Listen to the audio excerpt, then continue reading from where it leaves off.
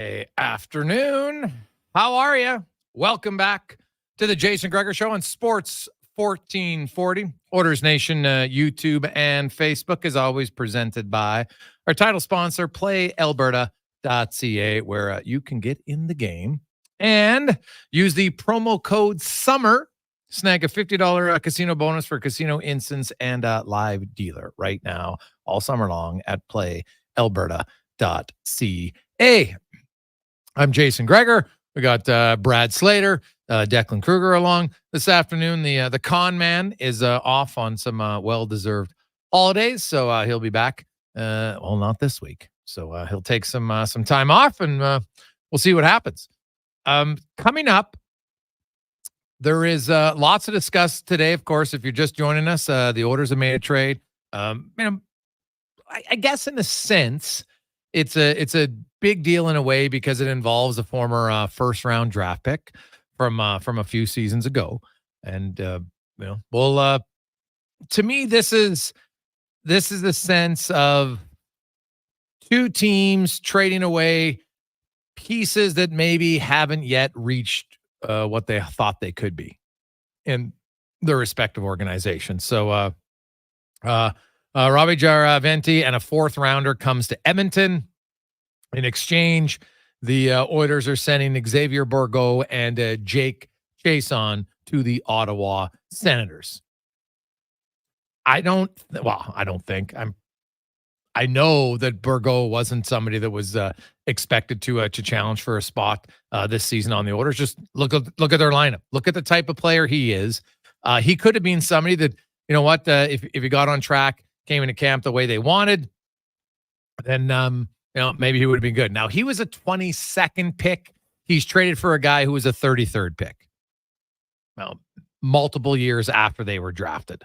So Jaraventi has at least played. He's played 7 games in the National Hockey League. He had 20 points in 22 games last year in the American League. He has played the last 3 seasons. So, like Bourgault, he's going to require waivers to be sent to the minors. So that's a factor. No question about it. The Oilers get a draft pick. They move Chiasson. The Oilers, I think, had loads of forward depth at the American League position. Chiasson is a long shot at this point of his career to see if he will make it or not. So Jaraventi comes in now. He's a left shot to a right shot of Bourgault. He brings a little bit more size. I think he's different style of player. Now he was drafted. When he was drafted, he had scored 23 goals in 36 games. So we'll see kind of what happens here. You could argue maybe he's farther along because he at least played 7 NHL games last season for the Ottawa Senators. A team though that's a worse team. Would he have been called up and played 7 games in Edmonton? Probably not. So we'll see where it comes. Like if you look at the Oilers depth chart, he's going to be very hard pressed. He's a left winger, a left shot. So you look at Holloway, Nugent-Hopkins, Kane, Skinner, Janmark. There's 5. I don't see a spot for him here, but that doesn't mean it won't change over time. But 2 guys who are both waiver eligible.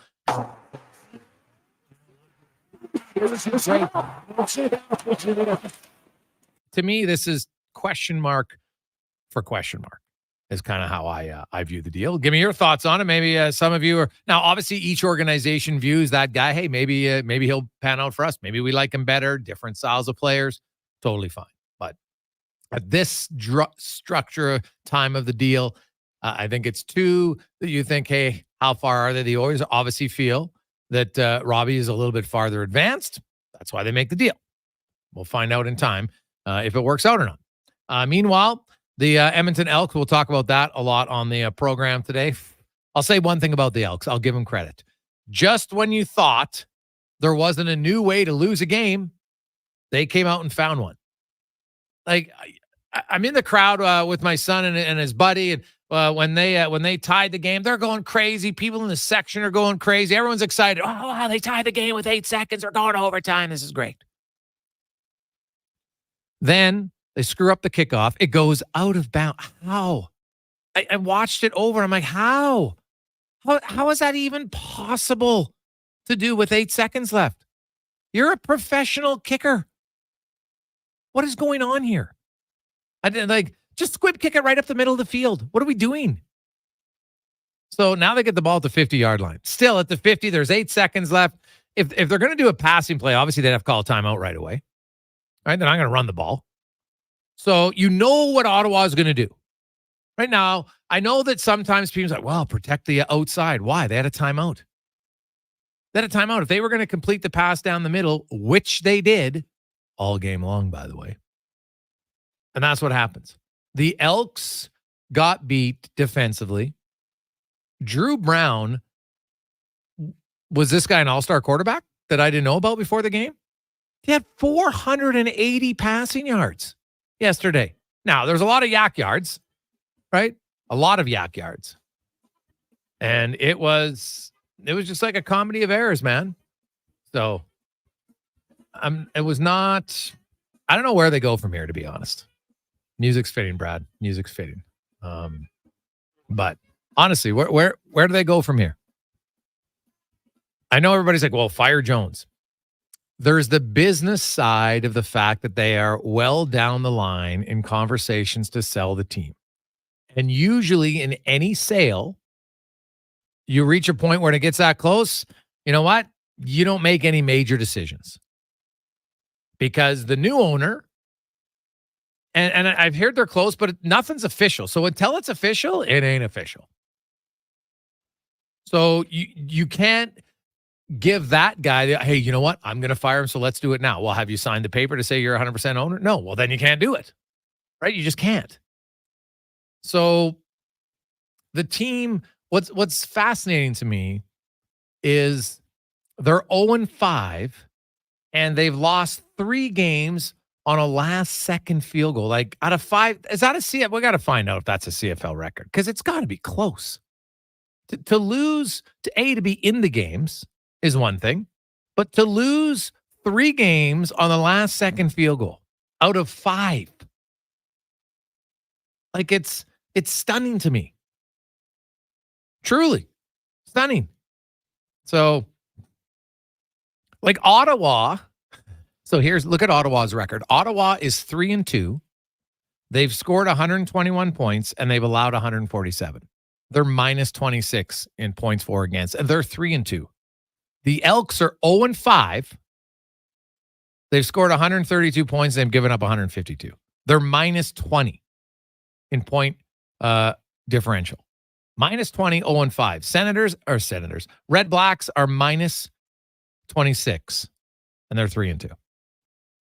Bradley? So now you go into Ottawa, then you play Hamilton, then you play Saskatchewan, then you play BC, and then you got Labor Day. 0-11 is not an unrealistic thing. I think they will get a win in there, but Hamilton's 0-5. Like, so we could have the battle of the basement, and where one team's going to get a win in 2 weeks' time. Seems that's been the story between both those clubs the last couple of years. Like Edmonton, and we'll get to Farhan Lalji.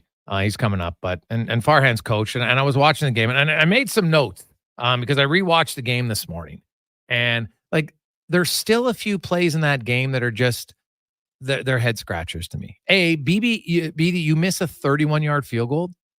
What? Like, I'm sorry. But now, even if he makes that, then they wouldn't have went for 2 earlier. So when they would have went up and tied the game, they'd been up by 1. So even if Ottawa does what they did, they still win the game. They just win by 2 instead of 3. So, that missed field goal at the end really didn't change a whole bunch. It just would have saved the Elks having to go for a 2-point convert. That's all it really did. But it's still a play that I'm like, dude, you got to make that kick. Full call early in the second quarter on, a meaningless play. The Elks take a 15-yard penalty because he pulls a guy out of the pile and doesn't like it and takes a 15-yard unnecessary roughness penalty. Actually, it was unsportsmanlike because that's exactly what it was. And unneeded. I don't care what he did to you at that point. Be more disciplined. The Elks are the team that take those penalties and 15-yard penalties. If you look at the history of the CFL and they count all the stats and different things and how often A 15-yard penalty like that really helps the other team. Because what did it do? The Red Blacks went down and scored. To me, the other thing was their inability to generate any sort of consistent pressure from the rush. We said this in the offseason when they let Jake Seresna go. We're like, well, who's going to bring pressure? Oh, they're going to bring some. Because that's GM Jones's job, to bring in players who can get pressure. And now Oakman, I didn't mind him, but there's a guy who's going to have to get in game shape. So it's probably going to take a while till you're going to see the real him. He was okay. You know, their linebackers, they look good. But man, if you look at like now I like Jackson, right? Had the interception, thought he made some good knockdowns. I thought he was involved, but across the middle, and too often the secondary guys got caught staring at the wrong guy. There's lots of elements of this team to me that look like the coaching isn't at the level it needs to be. Like a simple thing where the Elks, they had 2 timeouts left. And if you have it's a strange rule, but if you have 2 timeouts remaining before or after the 3-minute warning, guess what? You can only call 1. So they just waste it. They don't even use it. Like what?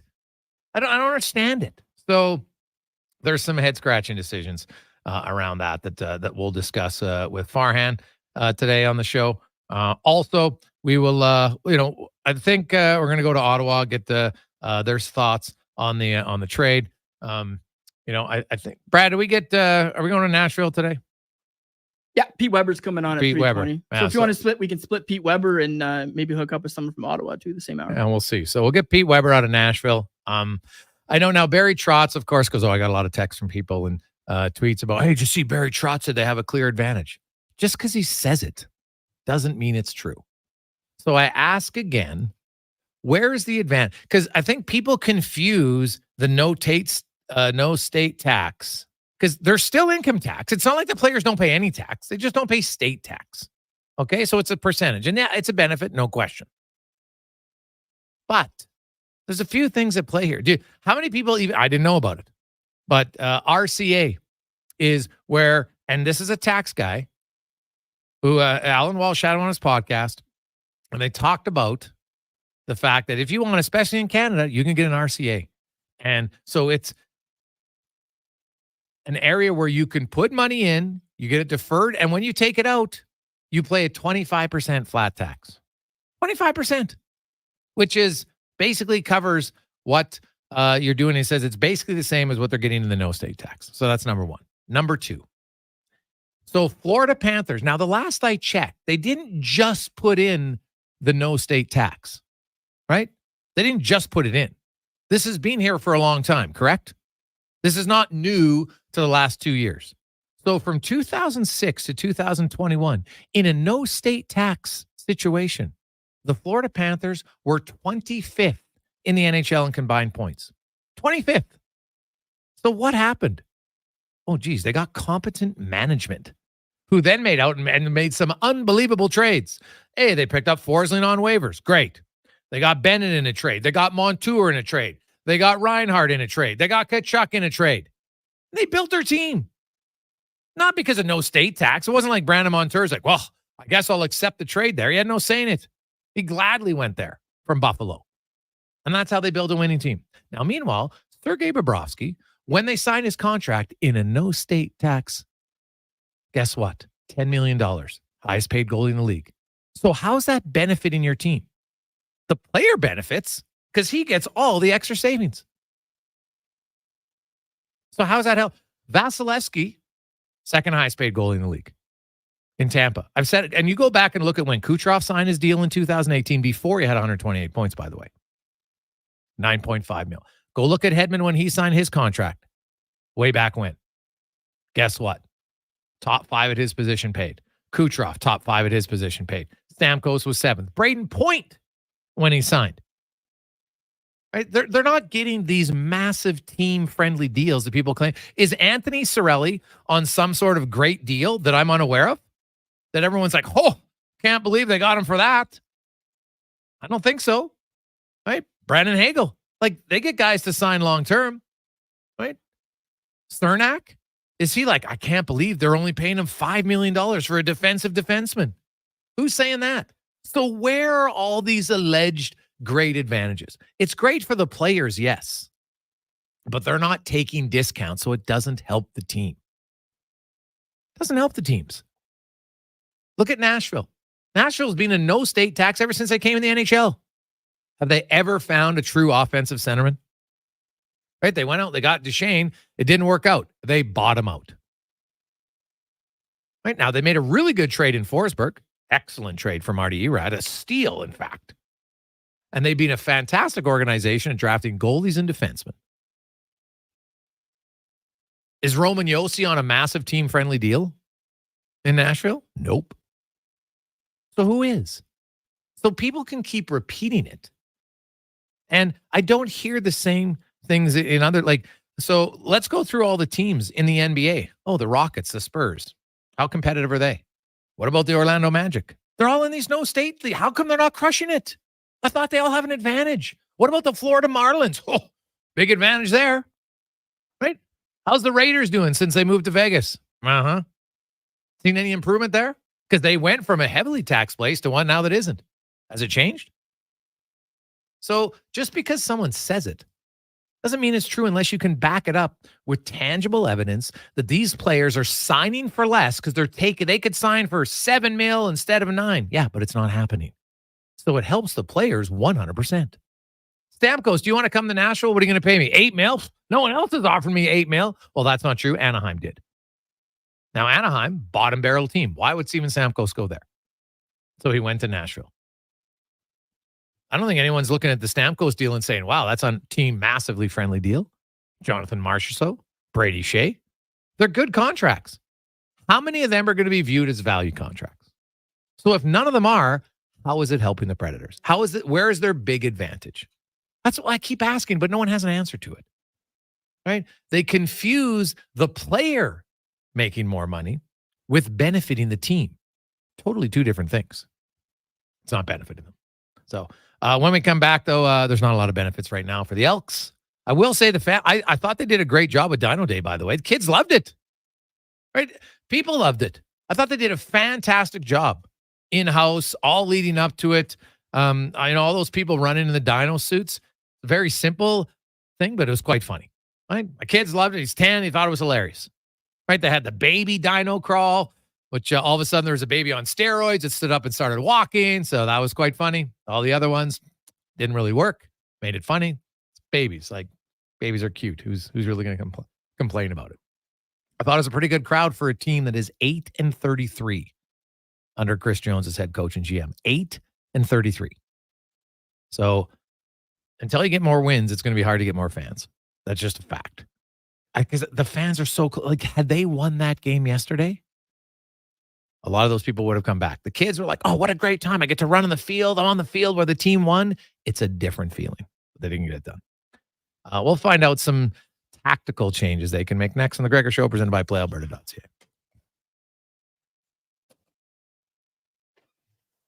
right, I just sent you okay, so you just want to pull up. And then the other thing is when you're talking, just like move this way a little bit so we can get you on camera. Okay. Yeah. And I don't have my email. Oh, sure. Yeah. No. Yeah. Everybody. And then also.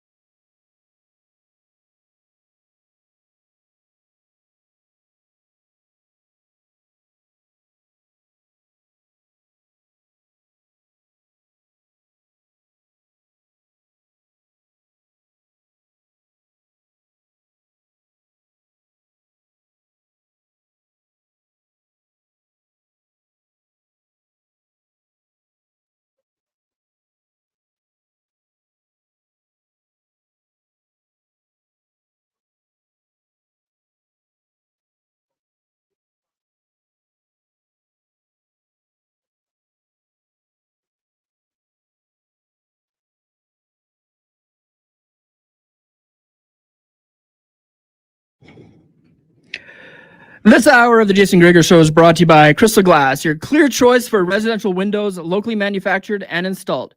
Crystal Glass provides a beautiful product, and incredible customer service for all your residential needs.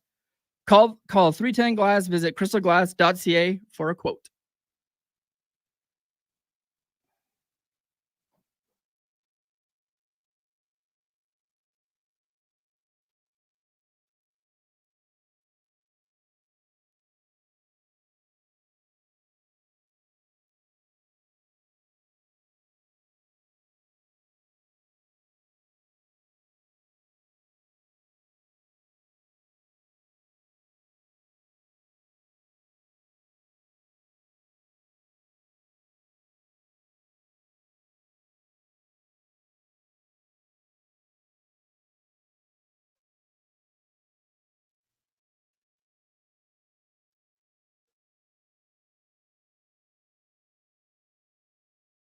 Well, sports1440.ca. Thanks as always for listening and watching the show. If you missed it earlier, the Oilers have sent Xavier Bourgault and Jake Chason to the Ottawa Senators for Robbie Jarventi and a fourth-round pick in 2025.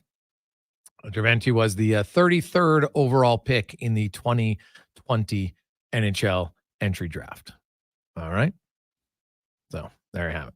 That was the Dylan Holloway draft, if you're curious. Now let's get to the football report brought to you by Legacy Heating and Cooling, home of the no payments, no interest for 1 full year on your AC unit. You're going to need it again, man. It's going to get hot again. Low to mid 30s later this week and into the weekend. So you don't want to be sweating. You want to be cool at legacyheating.ca. As we welcome to the program from the CFL on TSN, Farhan Lalji joins us. And Farhan, I said it in the earlier segment today, the Elks finding new and unique ways to lose games. That one is one I haven't seen before. You don't run the clock down when you're going on third and goal. You leave time on the clock. I'm not sure why. Then you don't squib cricket properly. Then you give up the middle of the field. And in 8 seconds, you go from tying the game to another loss on a last-second field goal. Like, you're a coach, Farhan. You coach for a long time. I look at the small details of execution, and I feel there's a lack of coaching at times or lack of focus. What do you think?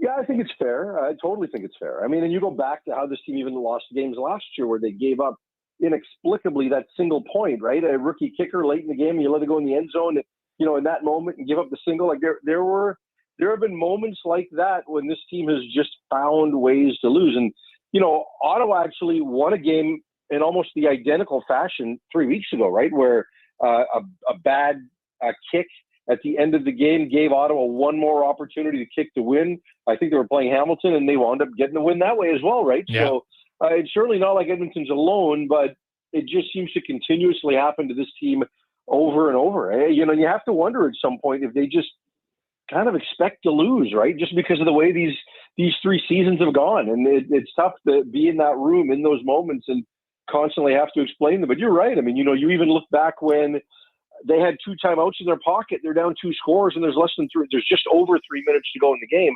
Why wouldn't you use one of those timeouts? Yeah. Right? Like you've got it and you're going to lose it once the 3-minute whistle happens. Take it right there. Give yourself a little more time. They don't do that there, right? So many little things that, and I'm not saying coaching is the reason why they are where they are, but it certainly is a contributing factor when you look at three close games like this with walk-off field goals, especially in the last few weeks here.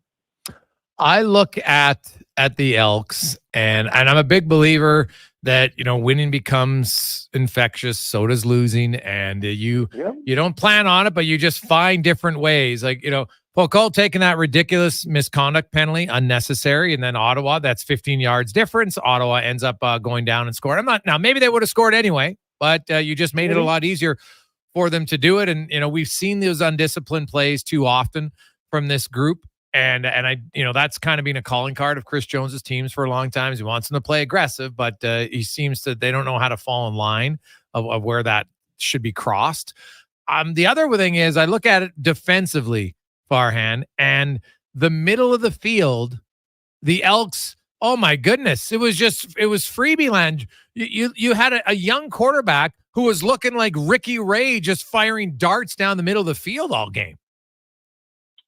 Yeah, you're not wrong. And Lucius Purifoy has been the safety for a while here, and I think he's a really good football player. He's not getting any younger, but he's a player that's had a lot of success in this league, understands the league, understands this the scheme that they want them to play. And it's not like he's that old. He's 31, but I think that what just does make you wonder is that this Edmonton team is led by Chris Jones, who has previously in his career has been a defensive mastermind. And then there was a thought that, okay, he's doing too much now, right? As the GM and the head coach and the defensive coordinator and all of this. So they brought in Jason Shivers. And Shivers is, in my estimation, a fairly good coach and understands what Chris Jones wants. And it all kind of hasn't translated. And for me, one of the biggest reasons is there's just so much in and out in that Edmonton lineup, and you felt that this year they would come into the season and there would be a much better baseline defensively because they had gone through some growing pains, right? And they were now in a position to finally have some stability and to be able to benefit from those growing pains. And it hasn't worked out that way, and there's still continuously turnover, right? Like at some point, you can't always be young, right? Like at some point, you've got to see the fruits of that labor, and they just haven't found a way to do it. There's been minimal pass rush. That this team's been able to generate. And, they kind of had hoped that Robert Nemdici was going to come in and kind of be that guy for them, but they haven't been able to build enough defensively to consistently be able to rush the passer. And then if you can't rush the passer, you better be lights out defensively or in the back end. But if you can't rush the passer and you don't know where you're supposed to be aligned in the back end, that's a pretty bad combination, right? And so instability leads you to have those busts in the back end. So one side of that defense has got to be able to cover up for or protect the other side, and they've got neither going right now. Yeah, wow. And there's no quick fix for that, Farhan, right? Like, hey, I get the people that want to see Trey Ford. I think there's a strong argument when you look at, but when you look at, hey, wins at the end of the day are all that matter. And Trey Ford has more wins himself as a starter than the Elks' other three quarterbacks who have played combined over the last 3 years. Now, I'm not saying Troy, he isn't going to solve all their problems. And that's my point. You could put him in, but that won't solve the defensive woes. And I'm not putting everything on McLeod Bethel Thompson, but the fact of the matter remains he's 0-5 as a starter. And, he's the quarterback and he has the ball a lot and they're not winning. Even in the games earlier in the year when their defense didn't give up a lot, they didn't win. Yeah, I just don't know that points have necessarily been their biggest problem, right? I mean, 36 against Toronto a few weeks ago and, obviously 34 this week. Look, here's where I am on the Trey Ford bandwagon and big picture, I think McLeod Bethel Thompson should be their starting quarterback this year. However, I think Edmonton's offensive line leaves a lot to be desired. Agreed. Especially the right side of that offensive line. And at critical times, when they give up pressure against 3- and 4-man pass rushes, it's painful watching McLeod try to navigate the pocket. Whereas at least Trey Ford can give you a little bit of escapability. And the one thing Trey Ford allows you to do is it allows you to open up your run game. And the reason I say that is because you have to defend the backside pull from Ford. And, last year, you look at Kevin Brown, and when Trey Ford got to start, all of a sudden Kevin Brown became a really good running back again. And that's because the backside of the defense had to pay attention to Trey Ford, and that opened up a lot of cutback lanes. And, it just forced defenses to really, really play the entire box and not give up gaps, which you can do when you have an older, immobile quarterback like McLeod Bethel Thompson. So for those two things, the O-line's not good, and maybe he can move around at times, and it opens up Kevin Brown in the run game. But overall, McLeod Bethel Thompson has done a really good job throwing the football this year, and I just don't know that he's necessarily been the problem. And he gives coaches a level of consistency which they feel comfortable with, which is why they went there to begin with, right? Now, this isn't Ricky Ray, but I do think that, we've seen that McLeod can be a 5,000-yard quarterback in this league, right? So I just don't know that that's been the problem. I think defensively there have been bigger problems. I think you got, from a special team standpoint, right? Like when you look at this team's off season, arguably their biggest additions were Boris Beattie and Javon Leake. And Beattie has not given them the level of kicking that he's done previously in this league. I mean, he missed a 31-yard field goal in the last game, as well as what happened at the end of the poor execution of the squib kick. And Leake's had his fumbles, right? So all of a sudden, that's where they invested a lot of offseason money, and that hasn't worked either. So I kind of look at those areas as a bigger problem for them than what isn't happening offensively. So I get it. You know, it's easy to look at the record and say, okay, it's just simple enough. Go Trey. I get it, but I still don't think quarterbacking has been their issue. Yeah, no, it hasn't been their issue. I do think it cost them the two key throws in that BC game when he had guys wide open. That one to Cobb would have made a huge difference in the game, right? Because two plays. But you think Trey Ford's going to win for them throwing the football? Well, combination of throwing it and running it, yeah. He might. I think if Trey Ford, he could have won one game just based on what he did last year. That's all. He didn't have a good offensive line last year either, Farhan. And he would find ways to win a game. I'm not saying that, like, if they get Trey Ford, they might only be 1-4. Like, I'm not saying, like, if they had Trey Ford, they'd be 3-2. But when you have a fan base who finally went to games in the second half of last season because you had an exciting quarterback, he was exciting. They didn't have high expectations for their team. He was exciting. And they won, they won 4 out of 10 games with Trey Ford. Like, they were almost 500. And after being 0-8, that feels like, oh my God, this is unreal.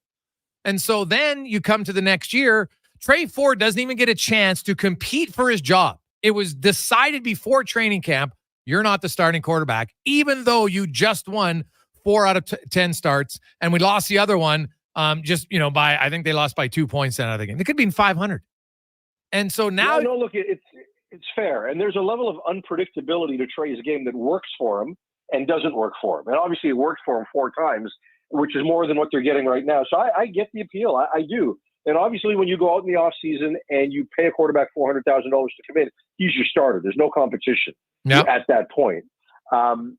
And I get why they did it. But right now at 0-5, maybe you need a spark in another direction, right? So, but I kind of get the feeling that, that I think that relationship's a bit of a challenge there, right? Between coaching staff 100%. and player. Yep.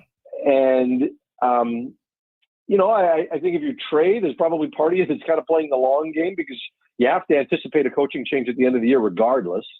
I don't know. Like, I just think there's a lack of faith. And if you're Chris Jones right now, you are doing everything a week at a time, right? And it's all about short term, right? Like, they just went out and gave up their first pick in next year's draft by taking a receiver in the supplemental draft this year that may never start a game for them this year, right?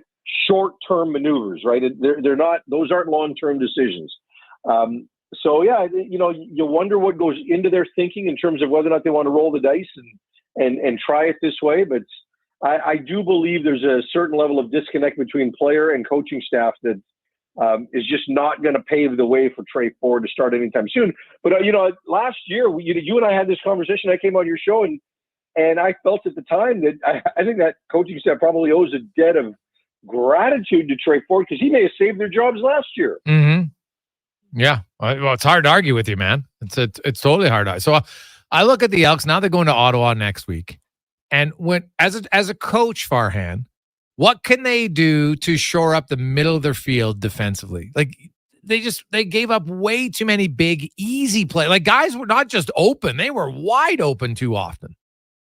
Yeah, no, you're not wrong. And for me, you need more players in coverage, but that doesn't work for you if you can't generate any level of pass rush with 4, right? So they're in a bit of a quandary right now because, they can't rush the passer and they can't cover, right? Like, just in terms of, American football now, when I used to go to the coaching clinic circuit all the time, a really bright coach at one point said 6 and 5 are bad numbers to defend the pass. Right? Like, you need to commit either more than 6 in coverage or more than 6 to rush the passer, right? Like, you can't have a lot of middle ground unless you've got really elite players that can get that done for you. They don't have that. So they either got to fully commit in terms of how they're going to cover, or they've got to fully commit in terms of how they're going to rush the passer, one or the other. And so for me, if I'm making those choices, I would probably be playing more man coverage and bringing more pressure just because there's fewer busts in man coverage than what Edmonton is finding in zone right now. Yeah. Right. So I would probably commit a little bit more to rushing the passer, but we'll see if they go that way. Well, it'll be fun to watch, but well, fun might be the wrong word for Elks fans right now. It'll be. Oh my God! I feel for you. So I got so many friends in that market and in that organization, and it's killing me to watch. And I'm sure it's killing all of you more so to have a proud franchise. What's happened there in the last half decade, but just the way this team has lost games, it's unfortunate because you'd have to think they deserve a little bit better. But the other side is you are what your record says you are, right? Yes. Very much so. Farhan, great stuff, man. Appreciate it. Take care, my friend. Good talking to you as always. You betcha. That's Farhan Lawley from TSN. So the Elks, I know we've had a lot of people saying they got to fire Jones. It's not going to happen right now. I think the only time it happens is when that deal gets finalized, because then I think there's a real opportunity. The new owner comes in. Now it's going to be their decision. They're part of that decision. I just don't see how you're this far down the road in negotiation to make that significant of a move. Because if I'm the new owner coming in, I'm like, well, I don't want you guys deciding, we're going to bring in somebody new. And I'm not sure they haven't, like G. Roy Simon could be the acting GM. He could do it. But the damage is kind of done now for this season, right? Like how are you going to solve the problem? If your O-line isn't that good, how can you fix it? Like if you can go look and try to find a few guys in free agency right now, and that's what your scouts are for. But how many of them are going to come in and be able to salvage anything? So then if you look at it, I don't think there's a coach that they say, okay, we'll fire Jones, and then we're going to bring in somebody else to be the head coach, even on an interim basis, just for when the staff. Because now, it extends their workload. So it's not a very good situation. I totally agree. When we come back tonight, the home run derby and the new rules. I like it. We'll talk about that next on the Gregor Show, presented by PlayAlberta.ca.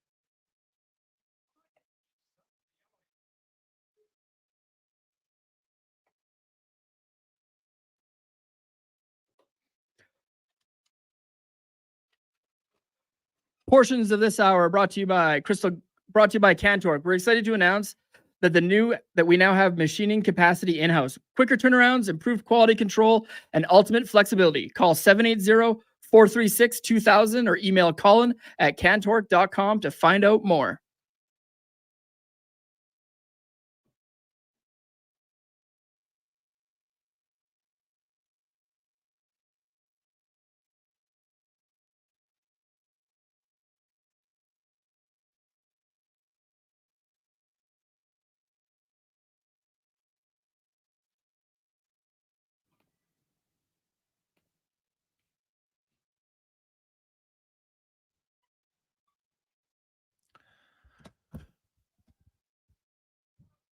.245. Welcome back. Monday afternoon. It is, of course, if you're a big fan of the Home Run Derby, it is a Home Run Derby Monday. And let's get to our baseball report brought to you by Action Electrical. Take action on your savings right now. Want to get solar on your house or a commercial building? Well, they can help you out. Get all the grants. Save you money. Short-term and long-term. ActionElectrical.net. And some new rules. The contestants, who do you like to break it all down? Joe Pisapia joins us, of course, from Fantasy Pros. He's also on Sirius XM. And this guy knows a lot about fantasy in all the sports, specifically in baseball. Joe, how you doing, man? Thanks for having me, Jason. How are you today? Hey, I'm great. First of all, give me your thoughts on the new rules for the Home Run Derby. Mixed. I think that's the best way to put it. Some good, some bad. I think it's certainly much better that we have a setup where we don't have that bracket system in the beginning anymore, because it was kind of ludicrous. You'd have two guys go at it, one hit 24 home runs, one would hit 20, and then two other guys with 12 and 10. All of a sudden, the guy with 12 is moving on. Okay. Yeah, so it is funny because some guys, you would have a great first round, but it seemed they almost bagged themselves, right? And then fatigue became a little bit of a factor in this. So you know, somebody's probably not going to break the all-time record, but I'm not even sure if that really matters, because usually the guy who sets the most record doesn't ever win, right? So I found that always kind of interesting. So when you look it down and if you have to go through all your numbers, Joe, who do you like in this new format starting tonight? Yeah, looking at the new format too, the other thing that's very interesting here, Jason, is that you also have this new rule where it's 40 pitches or 3 minutes and some sort of combination. So when I'm looking at this new format, the thing that sticks out to me is two things. Number one, guys that can generate their own power. That's where I kind of land on Adolis Garcia tonight, which is kind of interesting because he was actually ahead of Bobby Witt Jr. earlier in the odds when they came out on Friday. And over the weekend, you see Bobby Witt Jr. kind of bet up, which is sort of interesting. So guys who generate their own power, number one, is really good, because why? The farther you hit home runs, you get what's called this bonus time, which is kind of important. So I think that enters into it. I know everybody loves Pete Alonso. He's not quite the old polar bear that it used to be, in my opinion, though. I'm a loser Mets fan, so I understand the pain of the Mets, despite the fact that they have been better of late over the last, 17, 18 games since Grimace showed up, which is nice. But I'm also understanding, too, this new format also because of the timing factor. A lot of it has to do with how well-conditioned the athletes are. And that's where I look at Bobby Witt as the other guy that I'm in on tonight. So what's odd about this is both of them have kind of flip-flopped in terms of odds. Bobby Witt right now at the top of the board here, towards the top, I should say, plus 430. He was plus 600 when these odds came out.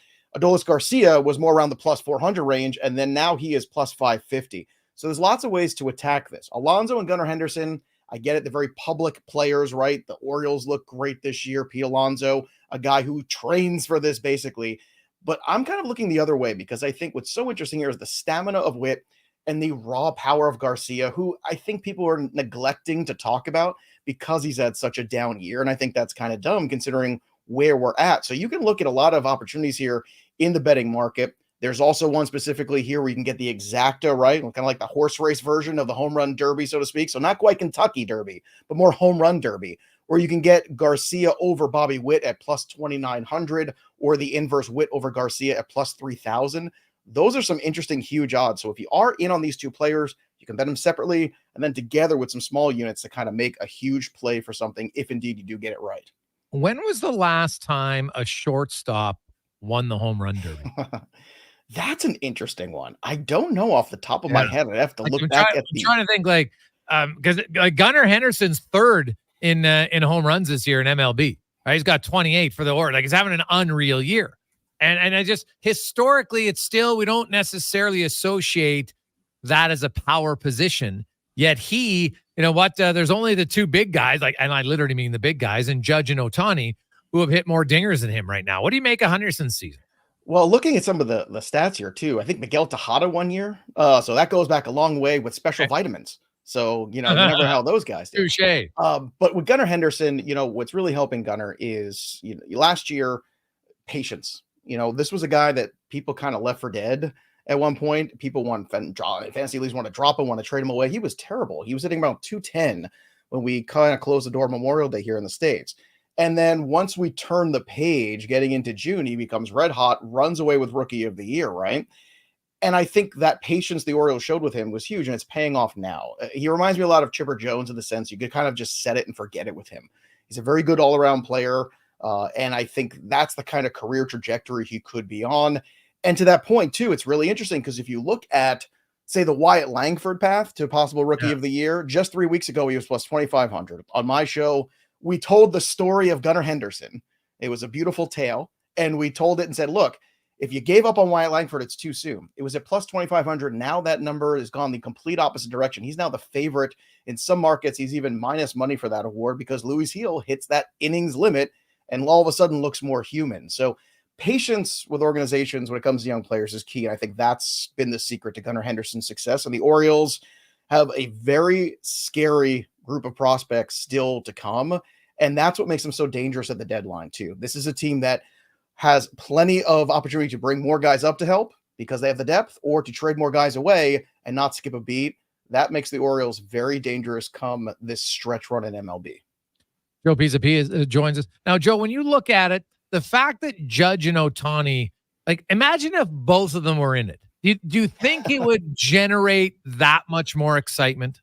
100% yes. Yeah. Look, this is where baseball always kind of, unfortunately, misses the mark. If you go back, if I asked you, right, your home run derby memories, right, you're thinking Barry Bonds, you're thinking Sosa and McGuire, you're thinking those guys, right? And those guys wanted to be part of this event annually. Yeah. And it does kind of, I think, stink for the fans that you don't get the Ohtanis and the Judges in this. I understand the reasons why, and I get it. And these guys don't have to participate. But I think it's a failure of Major League Baseball not to, I don't want to say influence them more, but let's say influence them more to actually get out there and say, hey, look, this is for the good of the sport. The sports is paying you hundreds of millions of dollars. Can you go out there and put a couple swings on and go out there and just kind of put a show on for the fans? I do think it would impact the ratings, especially because you're talking about two of the most public teams, Ohtani, Judge. Imagine how much more wagering there would be on this event if there was more guys like that. And less guys, frankly. I mean, like, I'm not taking shots at any of the guys here. It's a great group. But, Teoscar and Hernandez is not exactly moving the needle for Major League Baseball. Oh, God, no. Not.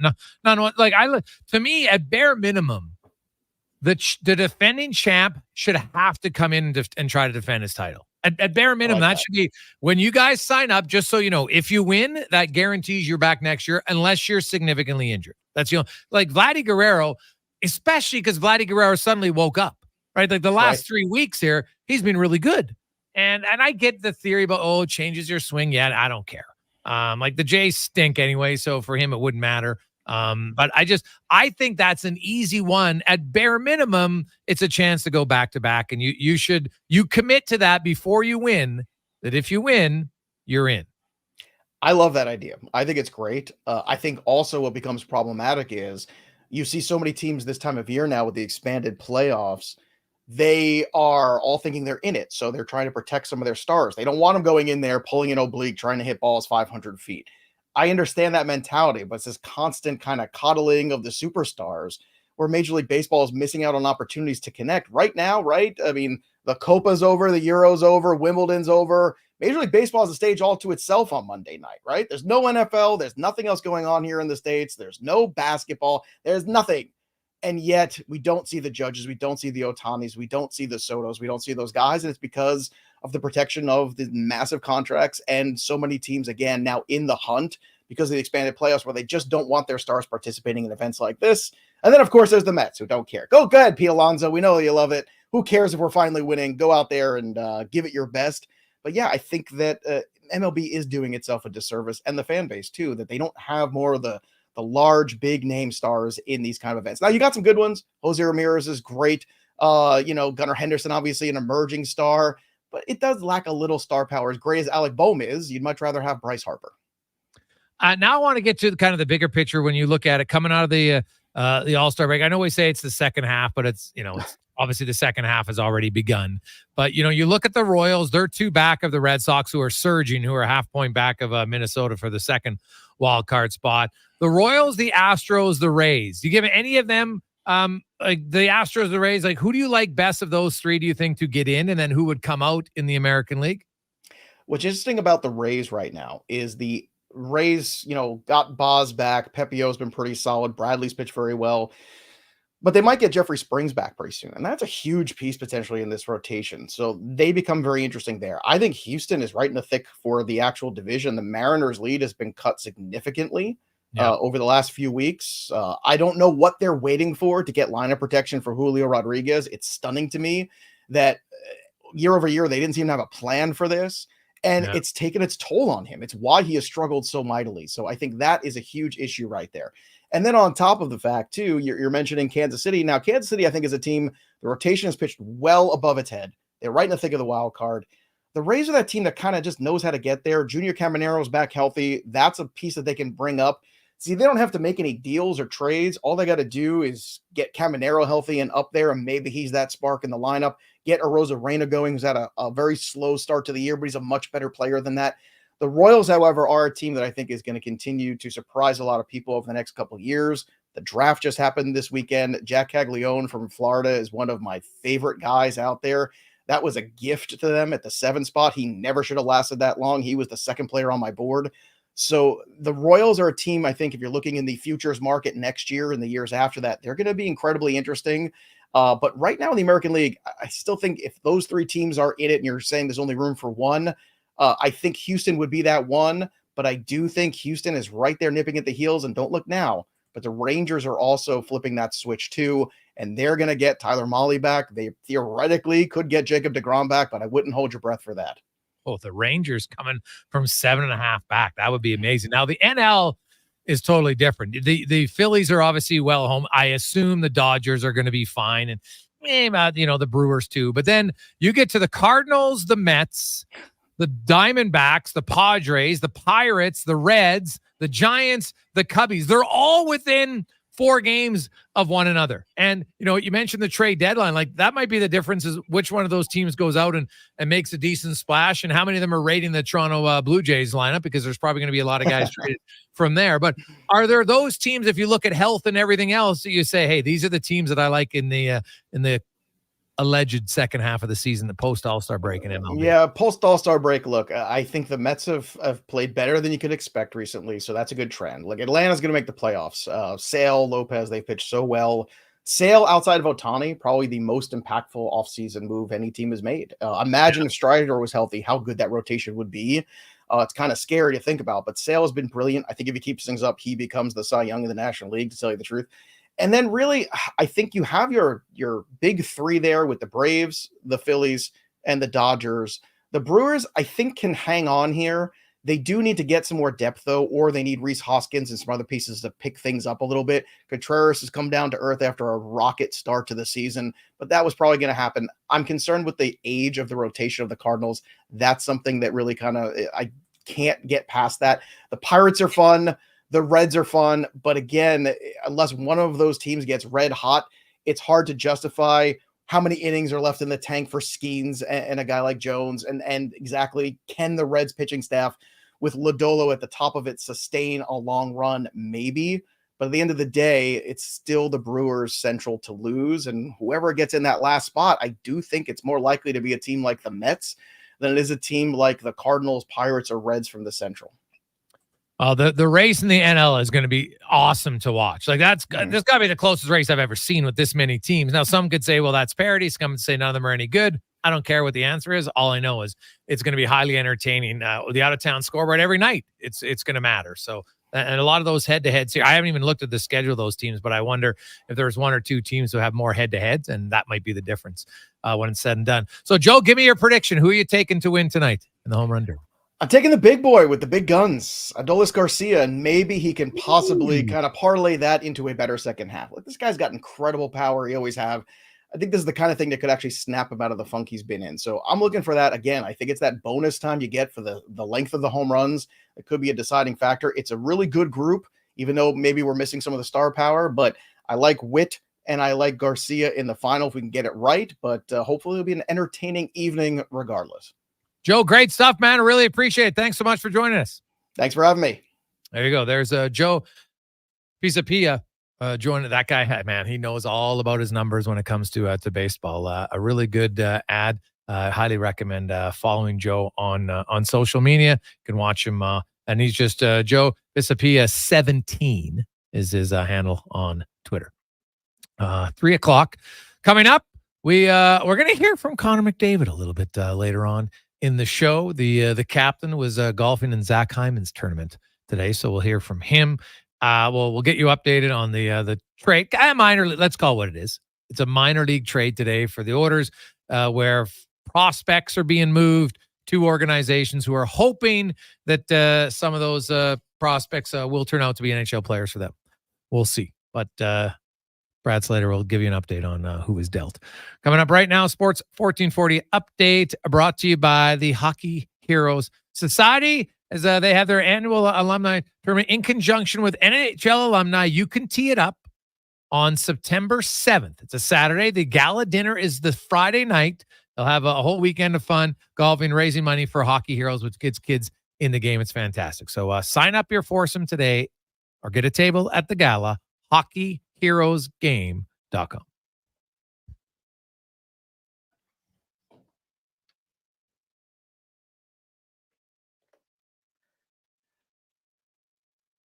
Double J, Jeff Jackson, and the Edmonton Oilers have stayed busy this offseason. Today, they sent former first-round pick Xavier Bourgault and Jake Chason to the Ottawa Senators for forward Roby Jarventi and a fourth-round pick in the 2025 draft. Last year in 22 games in the AHL, Roby had 9 goals and 7 assists. He also registered 1 assist in 7 games with the big club.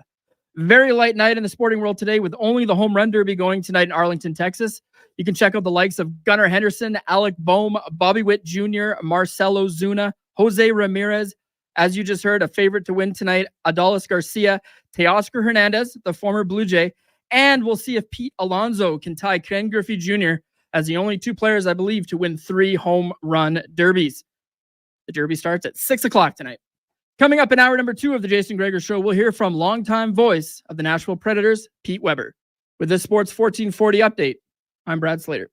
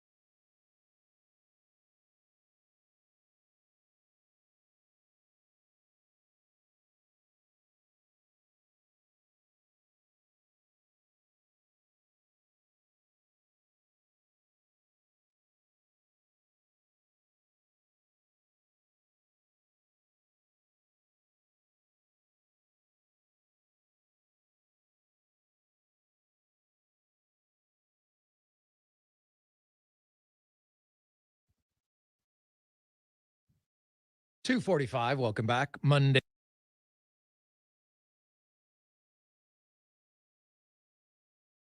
Pia joining that guy. Man, he knows.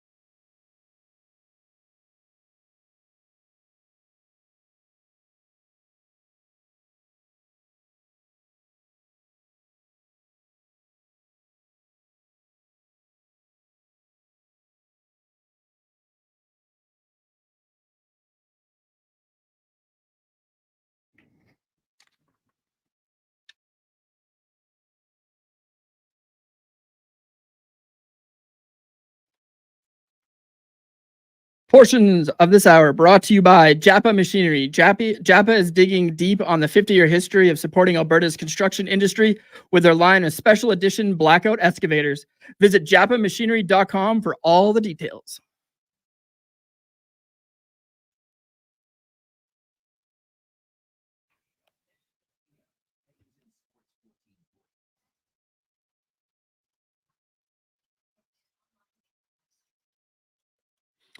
Welcome back. Gregor Show on Sports 1440, Oilers Nation, YouTube and Facebook. And big news during the commercial break. The Edmonton Elks have fired Chris Jones. He's out as both GM and head coach. G. Roy Simon, who we mentioned, hey, that's the guy they could promote. I guess they're going to. He's going to be the GM. Jarius Jackson's the interim coach. I'll be honest, I'm a little surprised. Good for them. I didn't think they'd bring in anybody from the outside.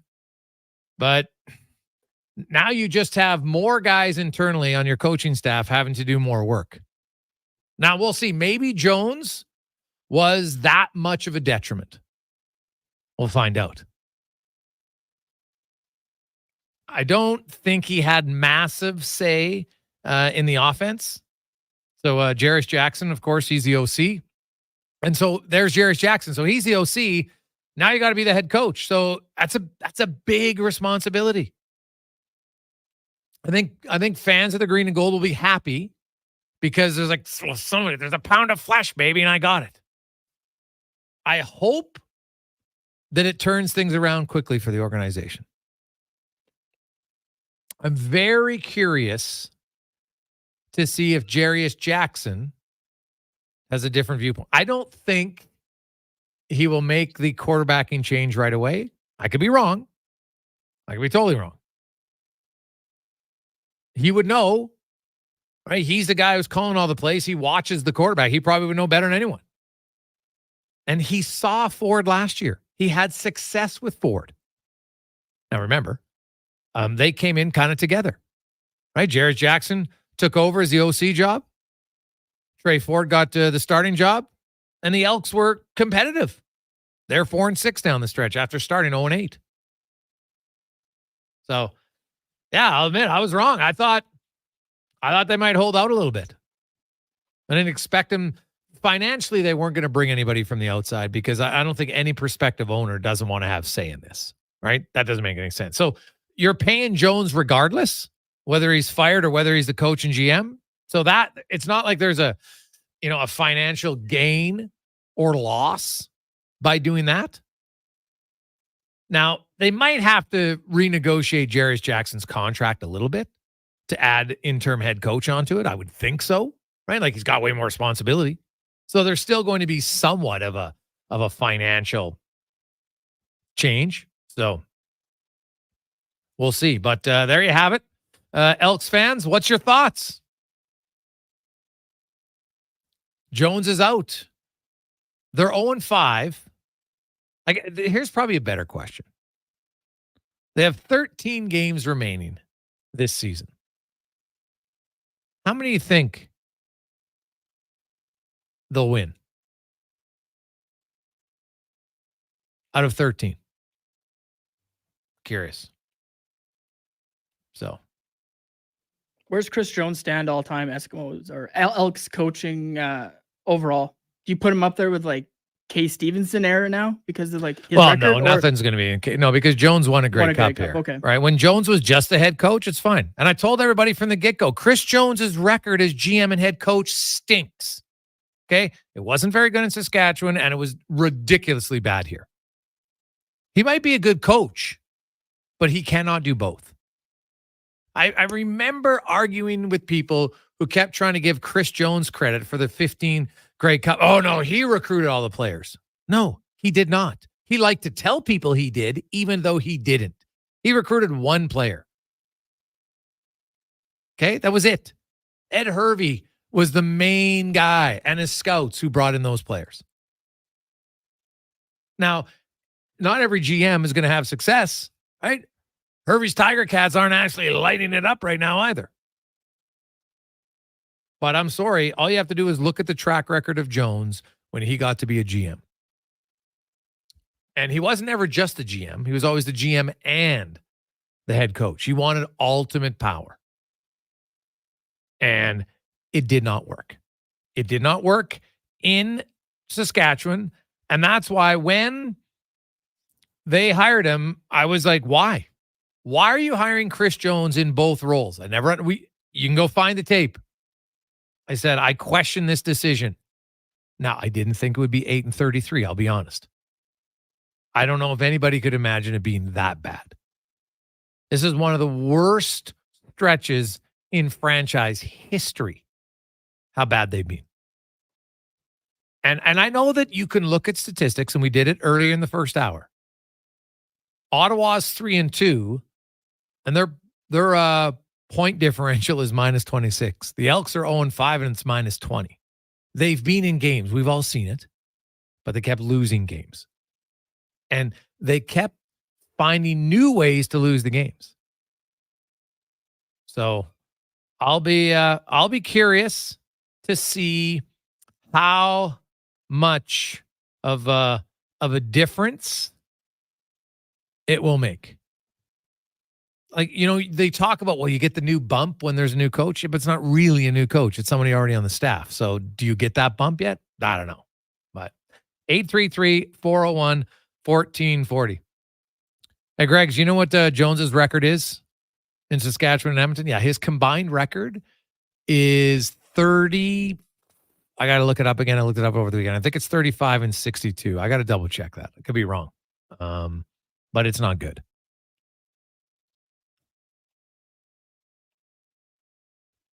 Greg's, you're bang on. Jones never should have been brought back, especially in both roles. Good for him. Horrific for the team. From Gags. Hey, Gags, you know what that sounds like? Exactly. That's like the no state tax argument. It's good for the individual and ain't better. And by the way, people, everybody pays income tax. Even in Nashville, they pay income tax. They don't pay the state tax. So they still pay the 37% income tax that everybody else pays. Then each state has different ones. So you're talking a difference of 10 to 15. I think New York, Strutty said he was 52% when he was in New York. So total, right? So they added an extra 15 on. It's basically what it does. But good for the players. Not good for the organization. And that's what Chris Jones was. It does matter. Hey, guys, do you know who would have fired him from J-Dog? Well, that's a really good question, J-Dog.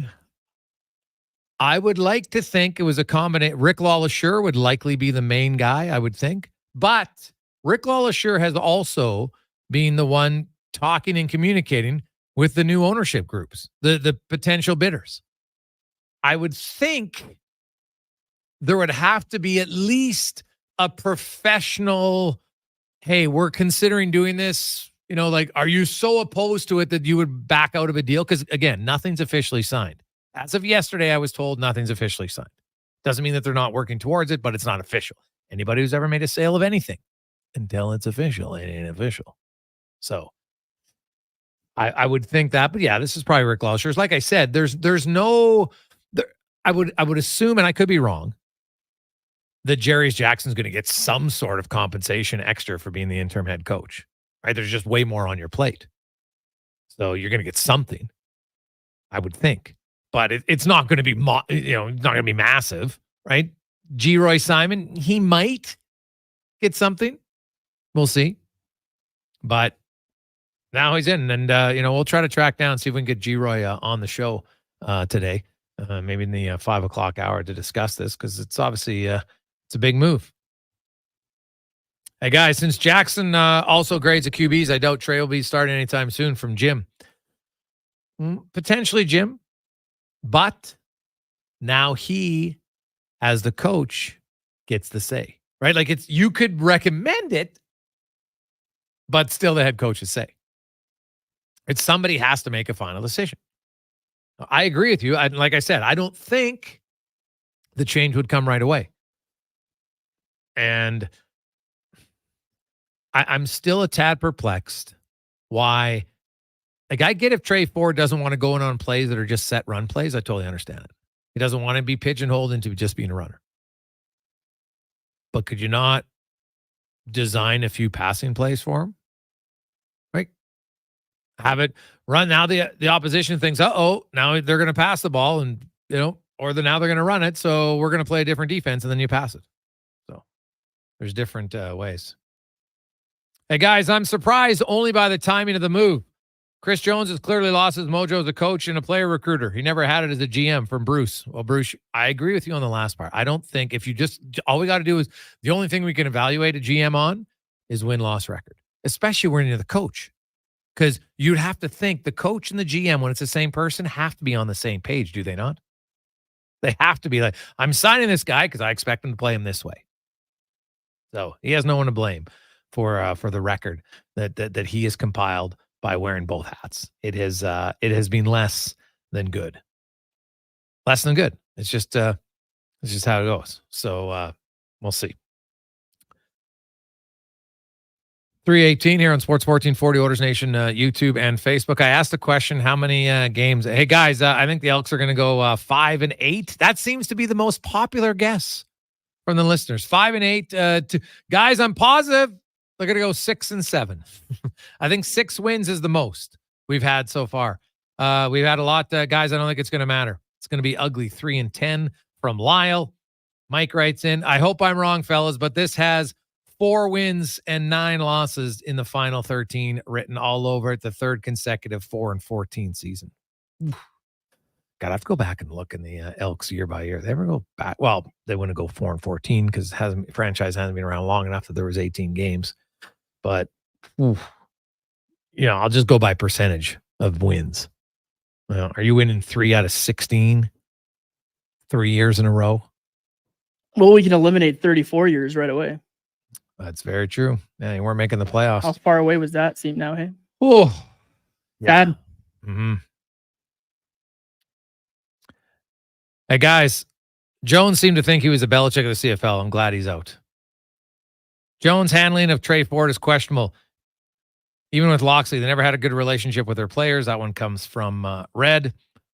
Hey, guys, I'm with you. I got to think the new owners have signed off on this. Well, again, now I was told yesterday that nothing is officially done yet in the deal. Things are close, but not official. But I would still think there would be some sort of professional conversation that was had. We'll find out. Quick break. We'll return to the Gregor Show presented by PlayAlberta.ca.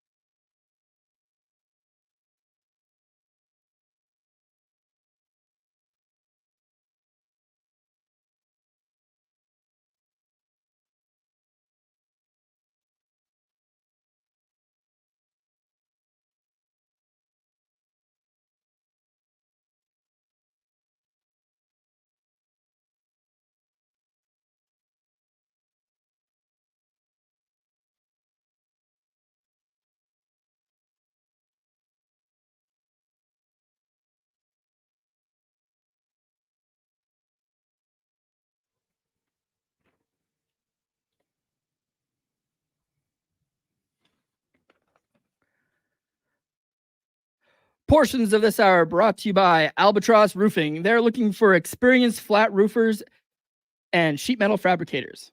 Must have experience with SBS modified bitumen roofing systems. You can apply at roofingalbatross.ca.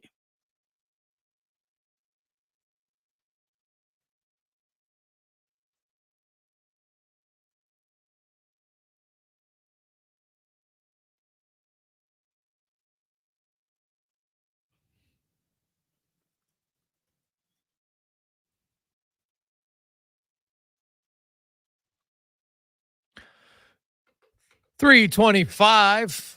Welcome back to the show. If you missed it, whew, the moves and the stories just never end in the offseason here. There is no offseason. That's what we love about sports. Very rarely is there a quiet time. Very rarely is there a quiet time as Chris Jones has been let go as both the GM and the head coach of the Edmonton Elks. G. Roy Simon will slide in to the GM chair, and Jarius Jackson is coming in. He will be the interim head coach. So there you have it. It's an interim GM, I should say. Both are interim basis, which obviously makes sense. Now, when the new owner is officially announced, that deal is done. Then this will give them the opportunity to just see what they want to do. I would think the first major move that the new owner makes is hiring a president of football. And they're going to be someone who's got a business acumen, but also is going to have some understanding, I think, of the football side. And now enough to not be overly involved in it. Just enough to know that, hey, let's make a competent hire, get the right person for the job, and away go. And I do think, and I'm still a firm believer, that the fans will come when this team is competitive.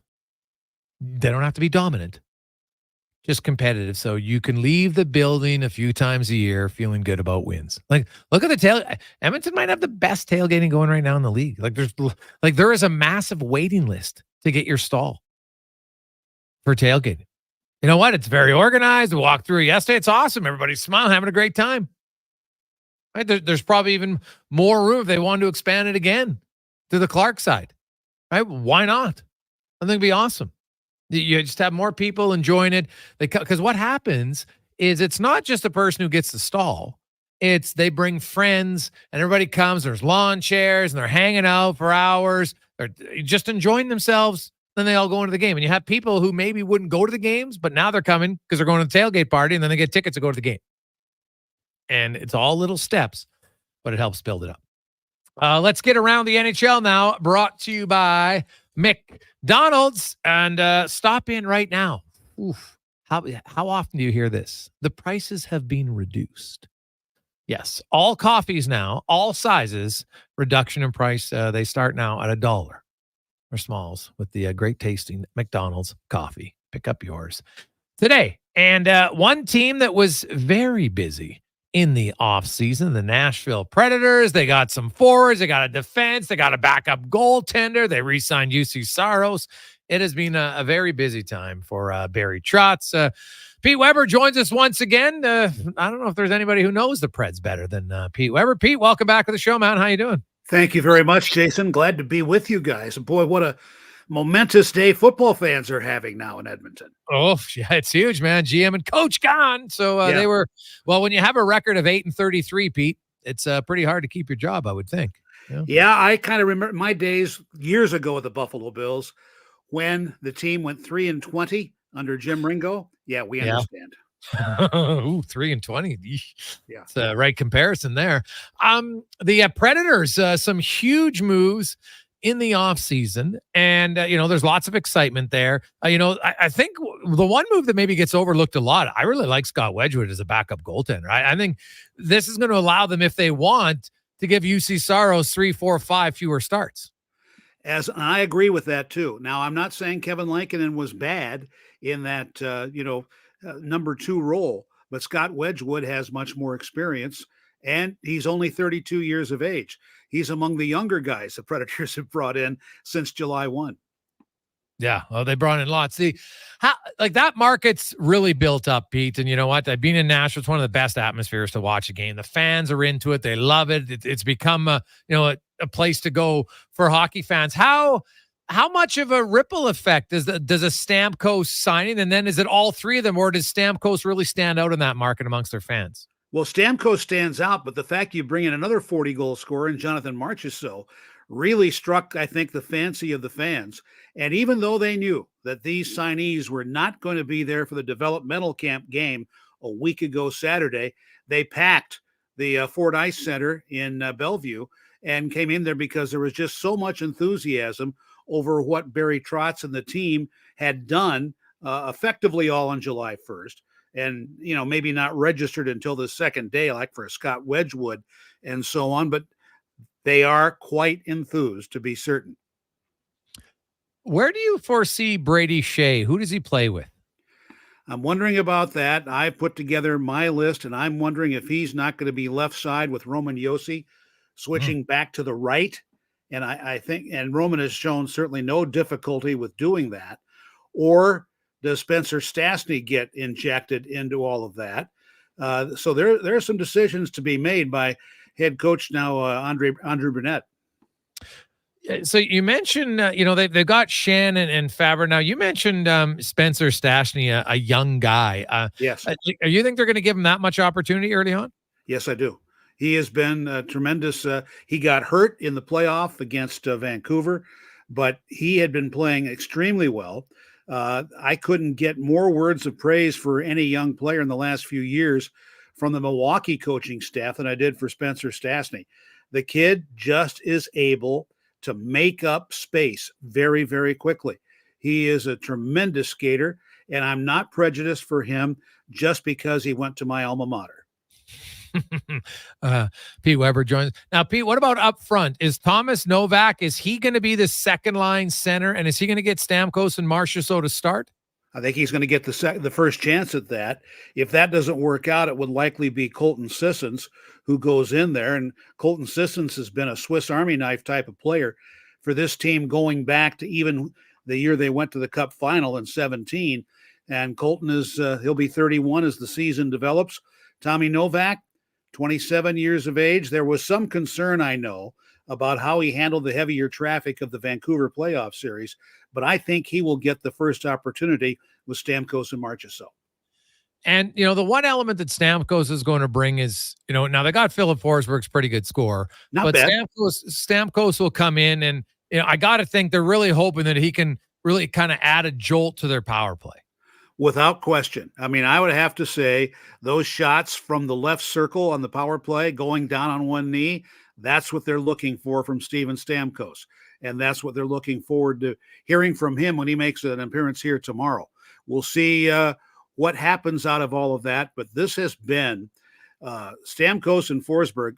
How can you have 2 40-goal scorers on the left side for a Predators team that took, 6 years to break 200 goals scored as a team? That's just remarkable. And you look at it, if you go back to that series against Vancouver, the fact that their power play was only 9% in the series, it was such a low scoring series that if their power play had a pulse, they probably win the series. Likely, and especially when you consider that they were going against She Loves You, yeah, in goal, the third goaltender for the Vancouver Canucks. They thought that might have been a great chance for them to step forward and get the job done, but they did not with the man advantage. Pete, I know Barry Trotz came out and, made the comment, hey, you know what? I think they have a big advantage. I could see if you have a big advantage if guys are signing significantly team-friendly deals. Yeah. Right. But we haven't seen that a lot. I understand, hey, Nashville, it's a great market. People want to go there. The fans, the organization has become a first-class organization, but it's not like, Brady Shea or Steven Stamkos or Marchessault. None of them signed huge value deals for what they got, right? They're going to really need those guys to play well in order for these signings to work out. Yes, they are. But I will tell you the thing about the advantage of the tax situation here. I moved here from Buffalo in the fall of 1998, bought a house, and then it came down to sign all those checks. And I said, excuse me, but is the real estate tax here, is this quarterly? Oh, no, sir. That's for the whole year. That's the sort of effect the lighter tax burden has in this marketplace. Yeah, so no, definitely it saves the people make more money. I have no Yes. question about that. But if they're not signing lower AAVs, it doesn't really help the team. No, correct. You know what I mean? Absolutely. Yeah, and so as I look at now, you mentioned Stastny on the blue line. Do Mhm. the Preds have any other young players you think who might be coming up from Milwaukee this season? Wondering if Dante Fabro will be able to step forward and stay healthy. And then what happens with the second backup goaltender, Matthew Murray, who also signed from Dallas, same day as Scott Wedgwood? Does he also enter into all of this and make it a real contest to see who is the backup to get it all going? I mean, that's what I want to look at. And then Philip Tomasino is a possibility as well from Milwaukee. And then how about Juuso Parssinen and Cody Glass? They are all going to be in the mix when camp gets underway.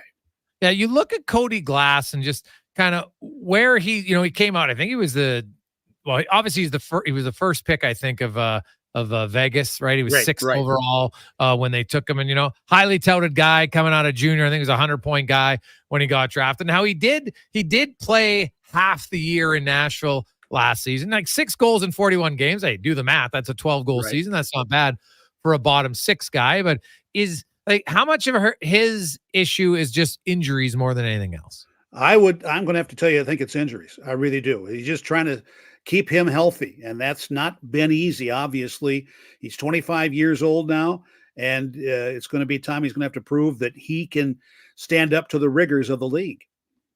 Yeah, well, and it's hard if he ever could, because his ability, you think it's there. You're always just kind of waiting to see if it's there. Pete, Absolutely. we appreciate this. I have to think one of the more exciting off seasons in Predators, like maybe the most, as far as big name signings go, maybe the most interesting off season all time for the Preds. Without question. That day reminded me of the telephone call I got in June of 16 when they told me Shea Weber had been traded for PK Subban and all the hoopla that followed that. But there was so much more this time around than there was 7 years ago. Yeah, definitely. That was a huge trade for sure. Also one last one, Pete. I think it was, I can't remember what, December, maybe November, or you called your 2000th game. Yes. So I'm curious. Congratulations on that. What did you do anything special for game 2000? Only I had an old college drink to toast the occasion. What was it? Colt 45. Oh, we did that night in the suite, Colt 45. And it was more like I felt like Billy D. Williams, who used to do their commercials, was in the suite with me, because he always said you can get a woman to do anything for a Colt 45. Oh, awesome, Pete! Thanks for that, man. I appreciate it. And hey, here's another 2000. Thank you. And if you come down, I'll toast you with the same. All right. Well, hey, might be able to get me to do anything, Pete. You never know. Thank you. Have a good one, Pete Weber. Oh, classic. A Colt. Oh, honestly, you could have given me 100 guesses.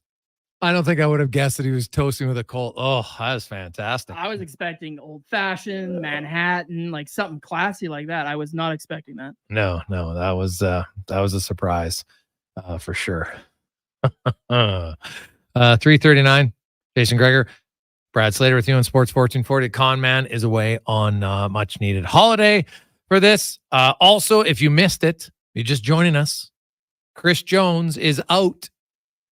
They have an interim GM, G. Roy Simon. They have an interim head coach in Jarius Jackson. The Elks under Chris Jones were 8-33. 0-5 this season after starting 0-8 last year. Is it too far gone already? I think you could make an argument that it's going to be very difficult for the Elks to get a playoff spot. Right? They're not out of it by any stretch. If you win your game, you're technically only 2 points behind Winnipeg, who's 2-4. So it's not outrageous to think, but I do think Winnipeg they had a slow start. They found their stride. I don't see them catching them. You'd probably have to catch Calgary. Right? That's probably more realistic. I'm not even sure that's doable. But what the Elks need to happen here is they need a repeat of last year, where when they made the change to OC, then they brought in Trey Ford, and they became competitive. They went 4-6 down the stretch, which is a massive improvement from 0-8. And there was some excitement. And because it was wins. Like Trey Ford was exciting. Like he made some plays. I think it was the Hamilton game. They know the crazy scramble and throw across the field for the touchdown. People loved that play. He had a lot of great scrambles. But they won some games. And I think that was the most important part. And they actually won some games at home. The fans, there's so many fans who want to cheer for the team.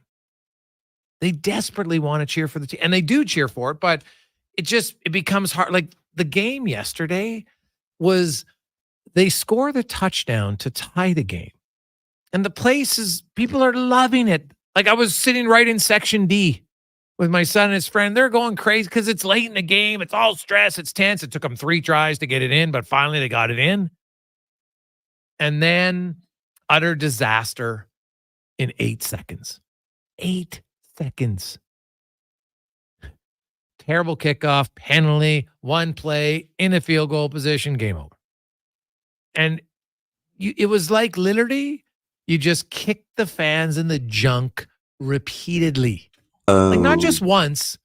Thank you there, Mr. Gregor, as my wonderful father always did. Heavy on the Meister. Mister. Brutal. It's a form of And respect. if you keep doing that, fans are just like, you know what? Some of them will wear a jock the next Thank game. you Then there. eventually, like, I'm not showing up. Like, Thank you you can there, only, Mr. Gregor. There's only so as much my even the most diehard fans can take. Friday, Right? It's Sports never just one 1440. game. It's never just one decision. This has been now 6-year run of terrible. Right? That's what it's been. And the last 3 years have been awful. Quick break.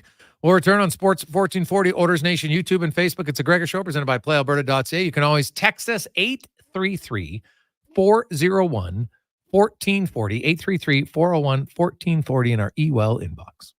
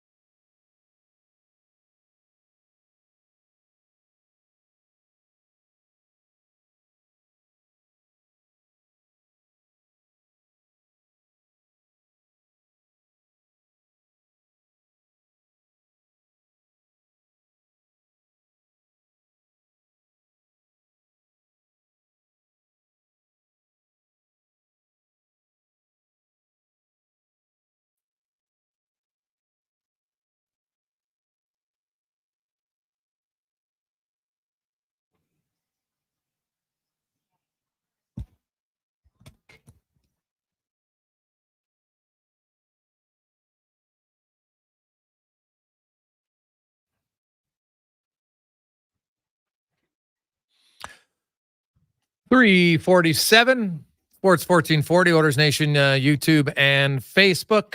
It's a Gregor Show presented by PlayAlberta.ca, Alberta's only regulated online gambling website, where 100% of the revenue stays right here in the province at PlayAlberta.ca.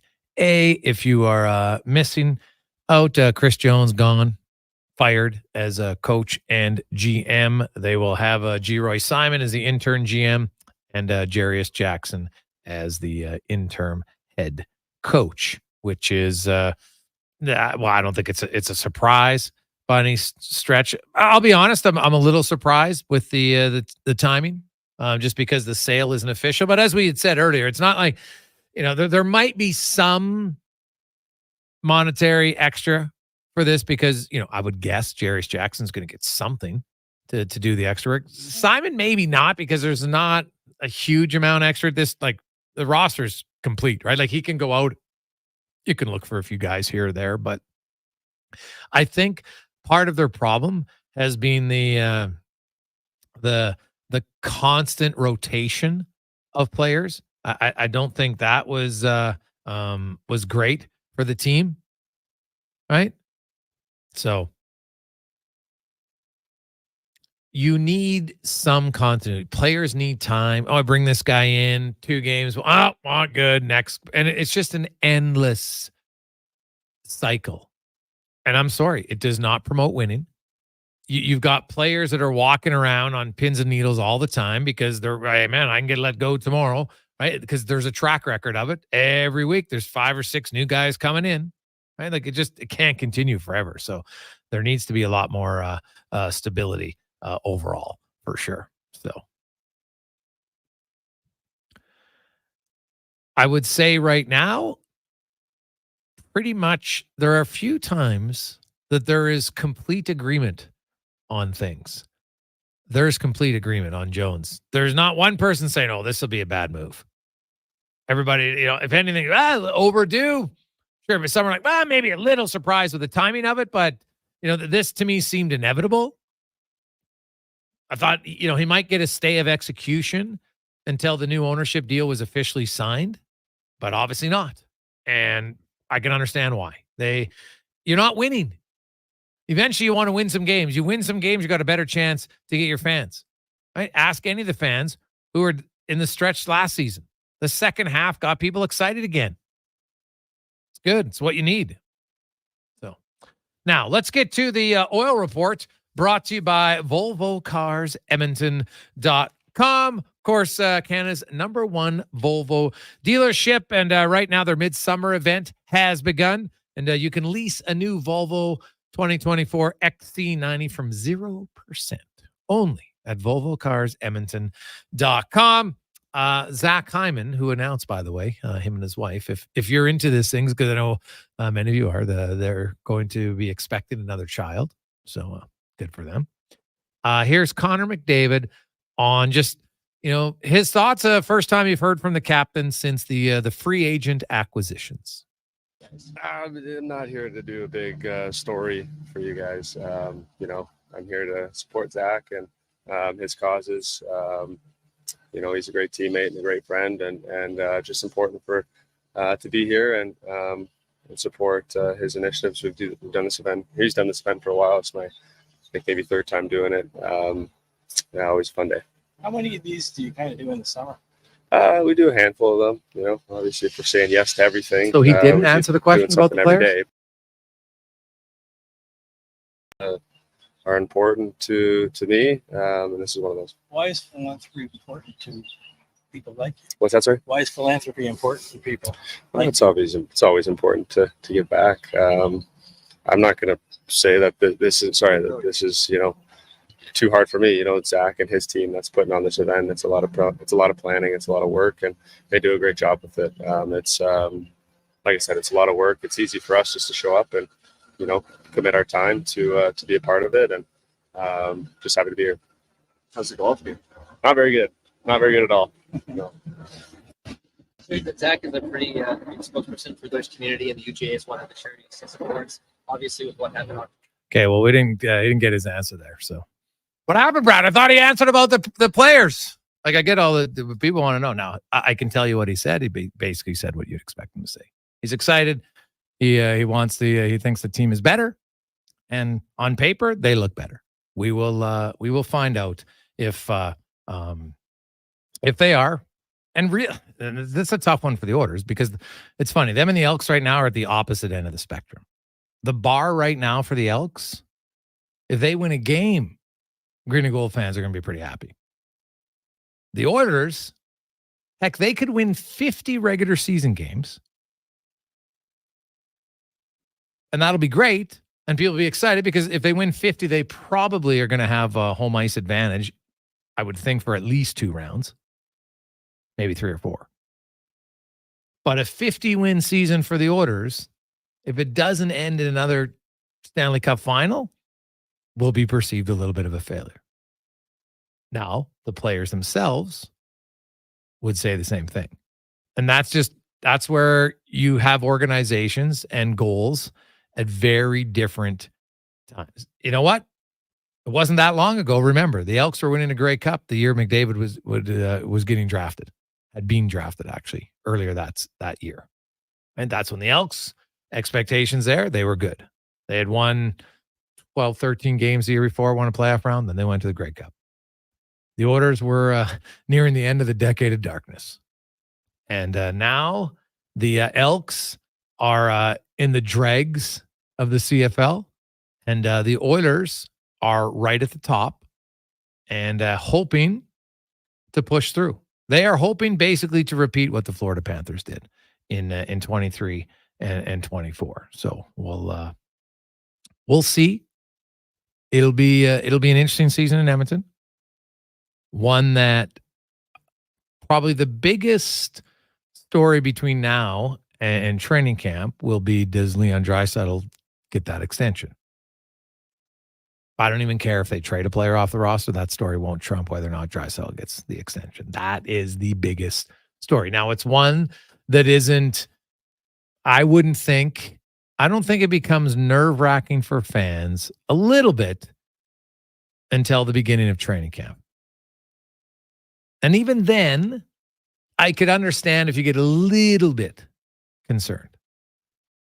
But he could still sign in October. He can sign in November. He could sign in late September, December. Heck, you could sign next March. I understand why the angst and the uncertainty would increase a little bit with every passing day. But I don't get the sense that the Oilers or Draisaitl's camp want to go through the season with him not having an extension. And that's why, like, his camp, one of his European agents, Jeff Jackson, said, like, it wasn't urgent, that needed to be done by the 15th of July. And I think that's totally valid. I think it's fair, and I think it's accurate. You get into August, late August, and I don't even care, to be honest. I just think if you're Leon Draisaitl and you're the Oilers, you would like it done before training camp. Because then it just becomes a question. When, trust me, I would ask it once, and then I might ask it like once every 3 months. I'm not going to ask it every day because it's pointless. But others might. And then every time he goes on the road to a new city, they're going to ask him about it. That's just how it goes. Right? Steven Stamkos got asked about it a lot.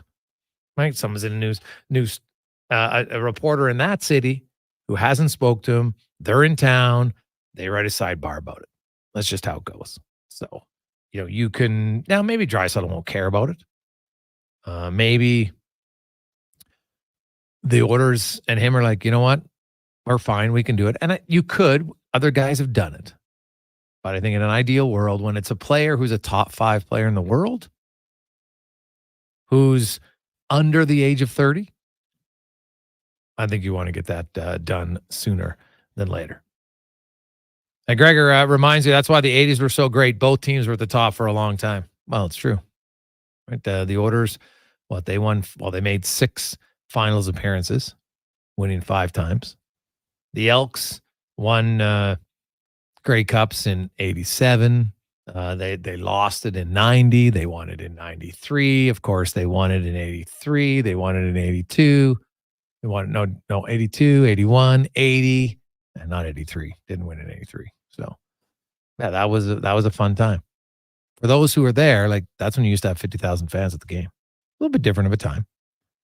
It is something that, well, it's probably maybe unrealistic to say it'll get back to that level, but I see no reason why you couldn't get back to where the lower bowl, 30,000 plus, is sold out every game.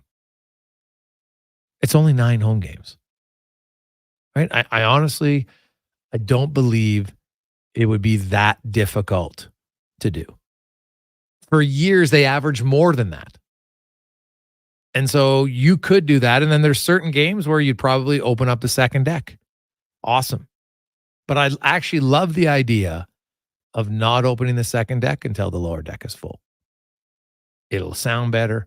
It'll look better. It'll be much better for everyone else, for sure.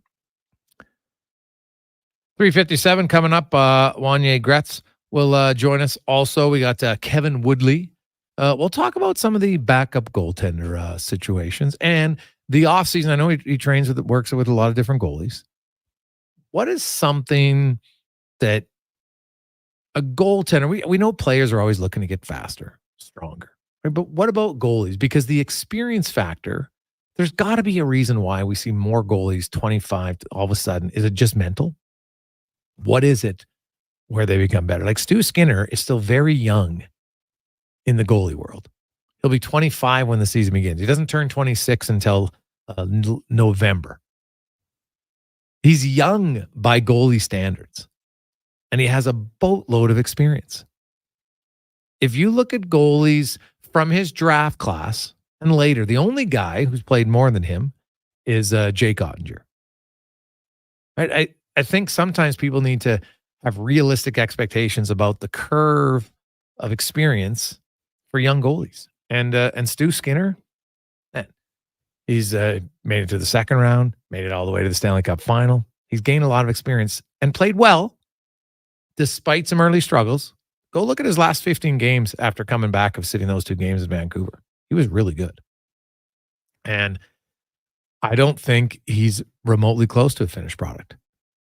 So what can he work on? We'll find out with Woodley and more. But first, let's get to Brad Slater and a Sports 1440 update brought to you by Albatross Roofing. They have immediate job openings for experienced flat roofers and sheet metal fabricators. Must have experience with torch-on roofing. Steady, ongoing work with industry-leading wages and benefits. Apply at roofingalbatross.ca.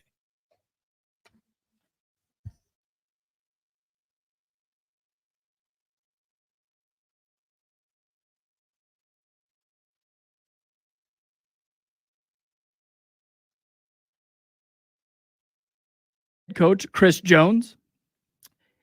Interning in is Jarius Jackson's going to fill in for the rest of the season. Jeff Jackson and the Edmonton Oilers also stayed very busy this afternoon as they made a trade this morning by sending former first-round pick Xavier Bourgault and Jake Chason to the Ottawa Senators for forward Roby Jarventi and a 4th-round pick in the 2025 draft. Last year in 22 games in the AHL, Roby had 9 goals and 7 assists, and he also registered 1 point when he got called up for 7 games with Ottawa. Very extremely light day in sports tonight, but at 6 p.m. we have the Major League Baseball Home Run Derby. Arlington, Texas tonight is the stage. Weather's looking perfect. You'll be seeing Gunnar Henderson, Alec Boehm, Bobby Witt Jr., Marcelo Zuna, Jose Ramirez, Adelis Garcia, former Blue Jay Teoscar Hernandez, and my favorite to win tonight, Pete Alonso. Coming up in this next hour of the Jason Gregor Show, we'll hear from Andi Petrillo from CBC Sports and One Soccer.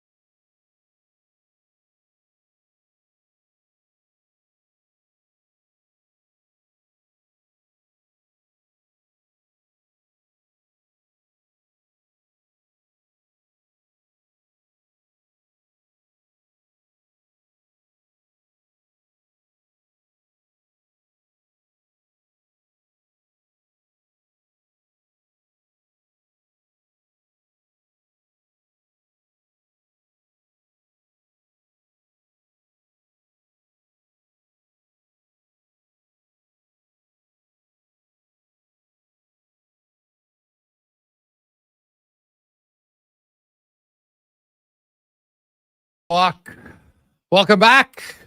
Monday edition of the Gregor Show on Sports 1440 Orders Nation, YouTube and Facebook, presented by PlayAlberta.ca. You would have put some odds on when Chris Jones was going to get let go. Probably could have made a lot of cake. I don't know if anybody would have thought it'd be today, but it was. Chris Jones out as GM, interim head coach Jarius Jackson, interim GM G. Roy Simon for the green and gold. So there you have it. Hey, use the promo code SUMMER right now at playalberta.ca. You'll get a free $50 play with casino. Check it out, playalberta.ca. As we welcome into the show, Wanye Gretz from Orders Nation. The Orders, of course, make a trade. Xavier Bourgault is gone now to the Ottawa Senators organization, along with another depth draft pick. As you look at Jake Chason gone, and you have Robbie Jarventi coming back, plus a fourth rounder in 2025. I know some people are like, oh, they want to decide it's a win. Come on. Everybody be guessing at best that this is a win. This is two teams who they hope it's a win for them, but there's still a few question marks surrounding all these players. Now, the one advantage for Edmonton, I guess, is Jarventi has played 7 NHL games. But again, he played on a team that wasn't in the playoffs. He comes to an organization that is competing for the cup. He's going to be in deep to try to make this team. I've seen a lot of things in my time, Gregor. I've never in my life seen Oilers Twitter united behind the GM who's not the GM. There are guys today who are like, Kenny's in the lab. He's cooking. Like, they're super pumped as though this is a huge win. What on earth, Twitter? Oh, yeah. Oh, so they're, yeah. You know what? Hey, maybe Jarventi, you know what? I had a scout text me. He thinks he's probably better suited if you look at the depth chart of the Oilers to make an impact down the road for their team, right? Just thinking that there's probably going to be more openings in the bottom 6 right away. So, Xavier Bourgault, he was coming off a tough year. He's a young player. Sometimes, you need a change of scenery, but sometimes a change of scenery doesn't mean anything, right? Not every draft pick pans out for every team. Doesn't matter if you're a first rounder, doesn't matter where you're at. So we'll see. You know what? Hey, for both their sakes, I hope they both make it. And, then both organizations are happy. But to me, it's we're trading some questions. You're trading a question. We'll see if anybody gets the answer. Is it a draw in your mind? Well, yeah, I don't see how anybody can say that there's a distinctive win here for either organization. Like, I'm sorry. If you do, you're a fan of that team and you want your team to win, and that's okay. But I don't see how you can say like Jarventi is going to come in. What are the chances that he has of making the team any better than Xavier Bourgault's? Like, no. So I don't see how, it gives you a depth guy, and he might be a better depth guy. I haven't seen enough of him like I said, I reached out to a scout and he likes him a little bit better. He's put him still as, kind of a longer shot. He goes, say he would have had a better chance to make Ottawa's roster than he does to make Edmonton's. Those are exact words. So, which, doesn't take a rocket scientist to figure that out, right? Like, Edmonton's a Stanley Cup competitive team right now. Sure are. So their roster's deeper.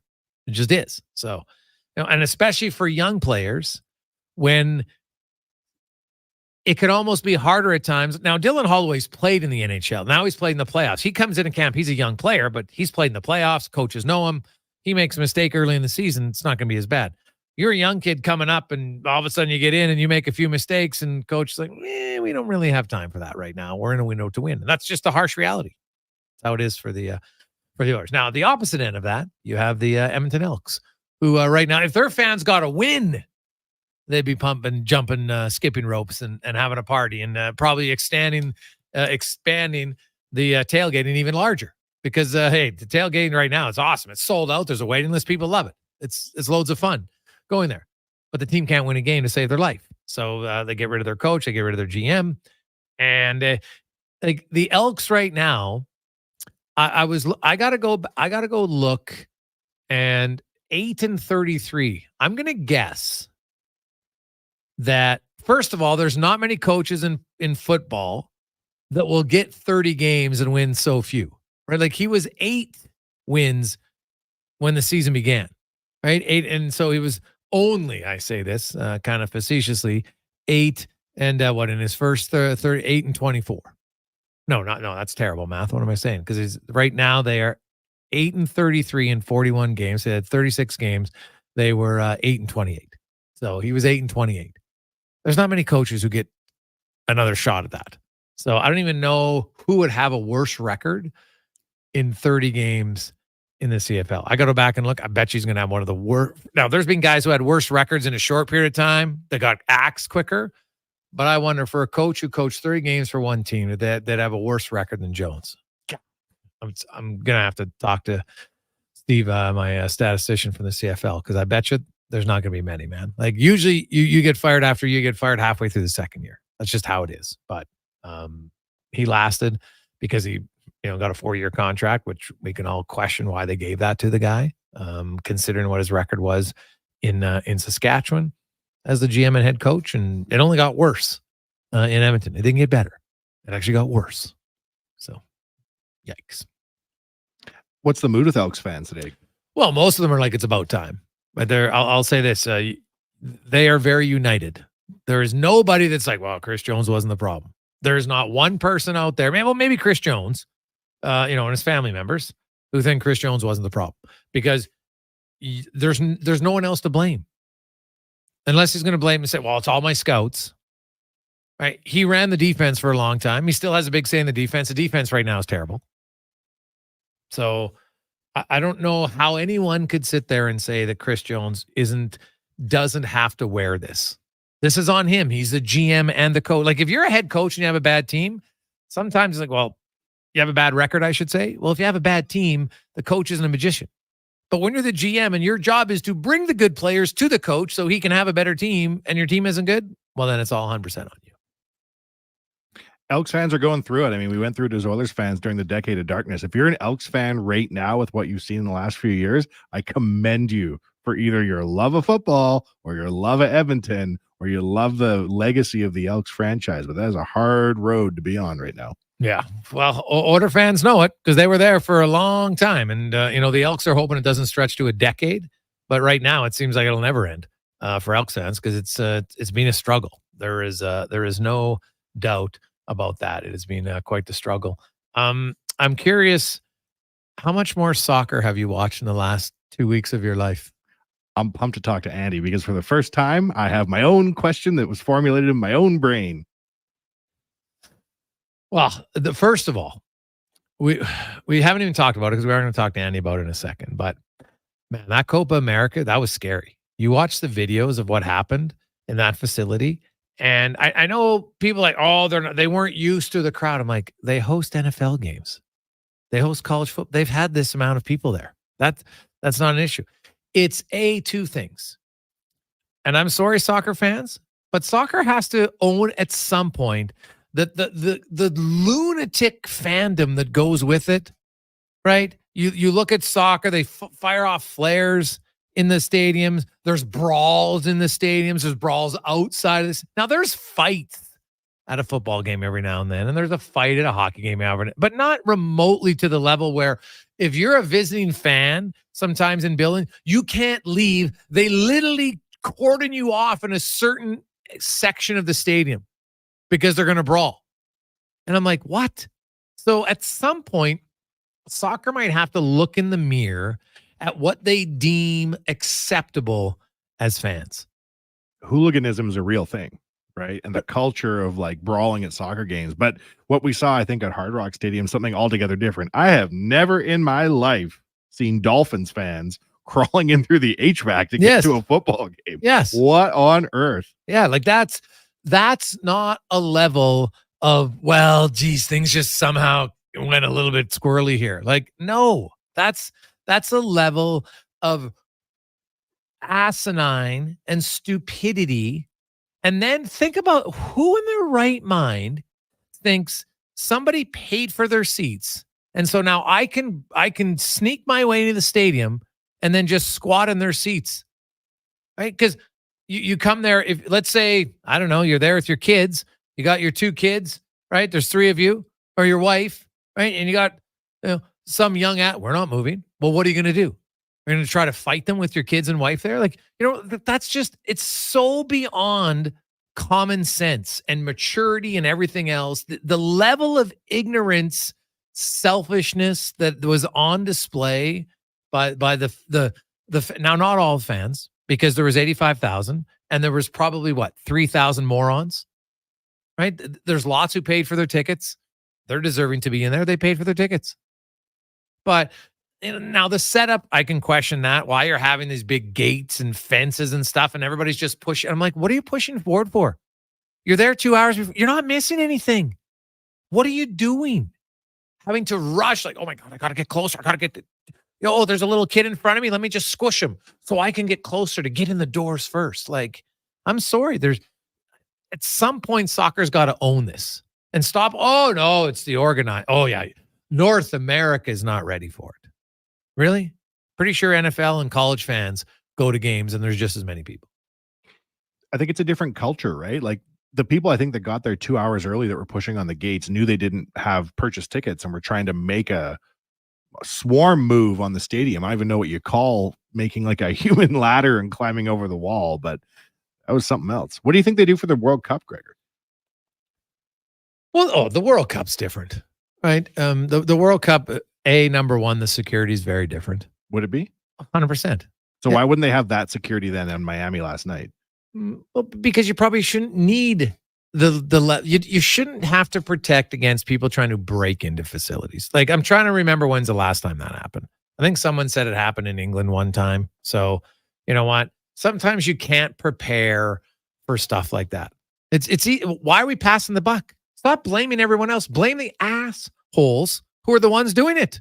Let's blame them. They're the ones who do this. Do you think people in Edmonton wanted to go watch Game 6? They didn't have a ticket, so they didn't try to barge in to get in. They didn't. So we always try to pose they should have done. No, they shouldn't have been selfish pricks. End of discussion. That's where it is. And everybody's too scared to want to call out the people who are actually the dim-witted fools who are doing it. Right? They trust me, nowadays, you can put those. How did they find all the riders in Vancouver? They had it on camera. You showed the cameras from those places, send it to the police, find out who these people are, and charge them. Now, you're not going to be able to do that at the gate. I understand it. Because you're not going to, how are we going to know who had tickets, who didn't have tickets? I get it. But you know what? I will blame them for having that many people lined up in a squish. I think that is bad planning. But the actual, people are going to rush the stadium now without tickets. Like, this is a normal adult thing to even think of is beyond me. Right? Like, what goes through your mind to think, this is good? I had a ladder up against the building the other day, Gregor, and I was sneaking into a Stingers game through the HVAC, and I didn't see a single person else but me there. And I said, Edmontonians, they rise to the occasion. It was just me. Mm-hmm. But I got in, Gregor, and I saw Stingers win. No. Hey, guys, don't forget the cheerful little fan chants like "Kill the Serb" that we just heard at the Euros. Soccer is basically ethnic warfare. Ask anyone on either side of Glasgow. Old firm rivalry. Yeah. Sometimes people like to mask their hatred and stuff. I'm a fan of the team. Yeah. We're not. I like the singing that they do at the games. I like some of the European culture at sporting events, but not what we saw there. And because what's funny is it didn't happen at the Euros.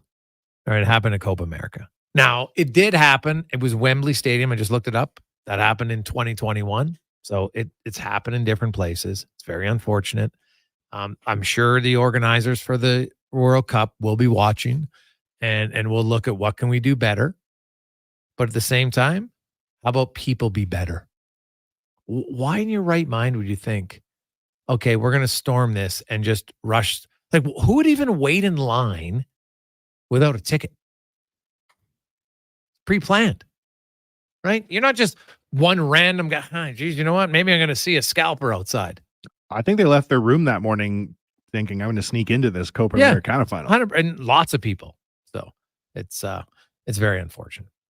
I went to a soccer game once at Ajax game in the Netherlands, and it was like parked beside parked paddy wagons, and in front of the paddy wagons was a row of Dutch police on horse, and then in front of them was a row of Dutch police on foot.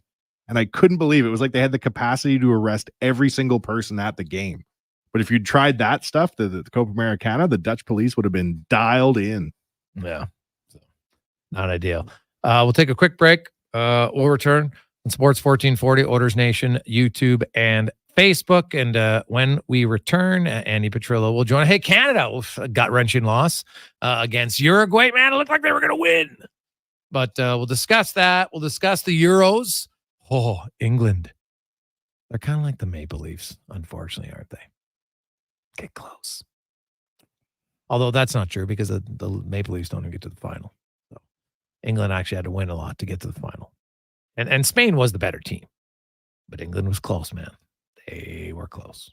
It's all that and more on the Gregor Show presented by PlayAlberta.ca.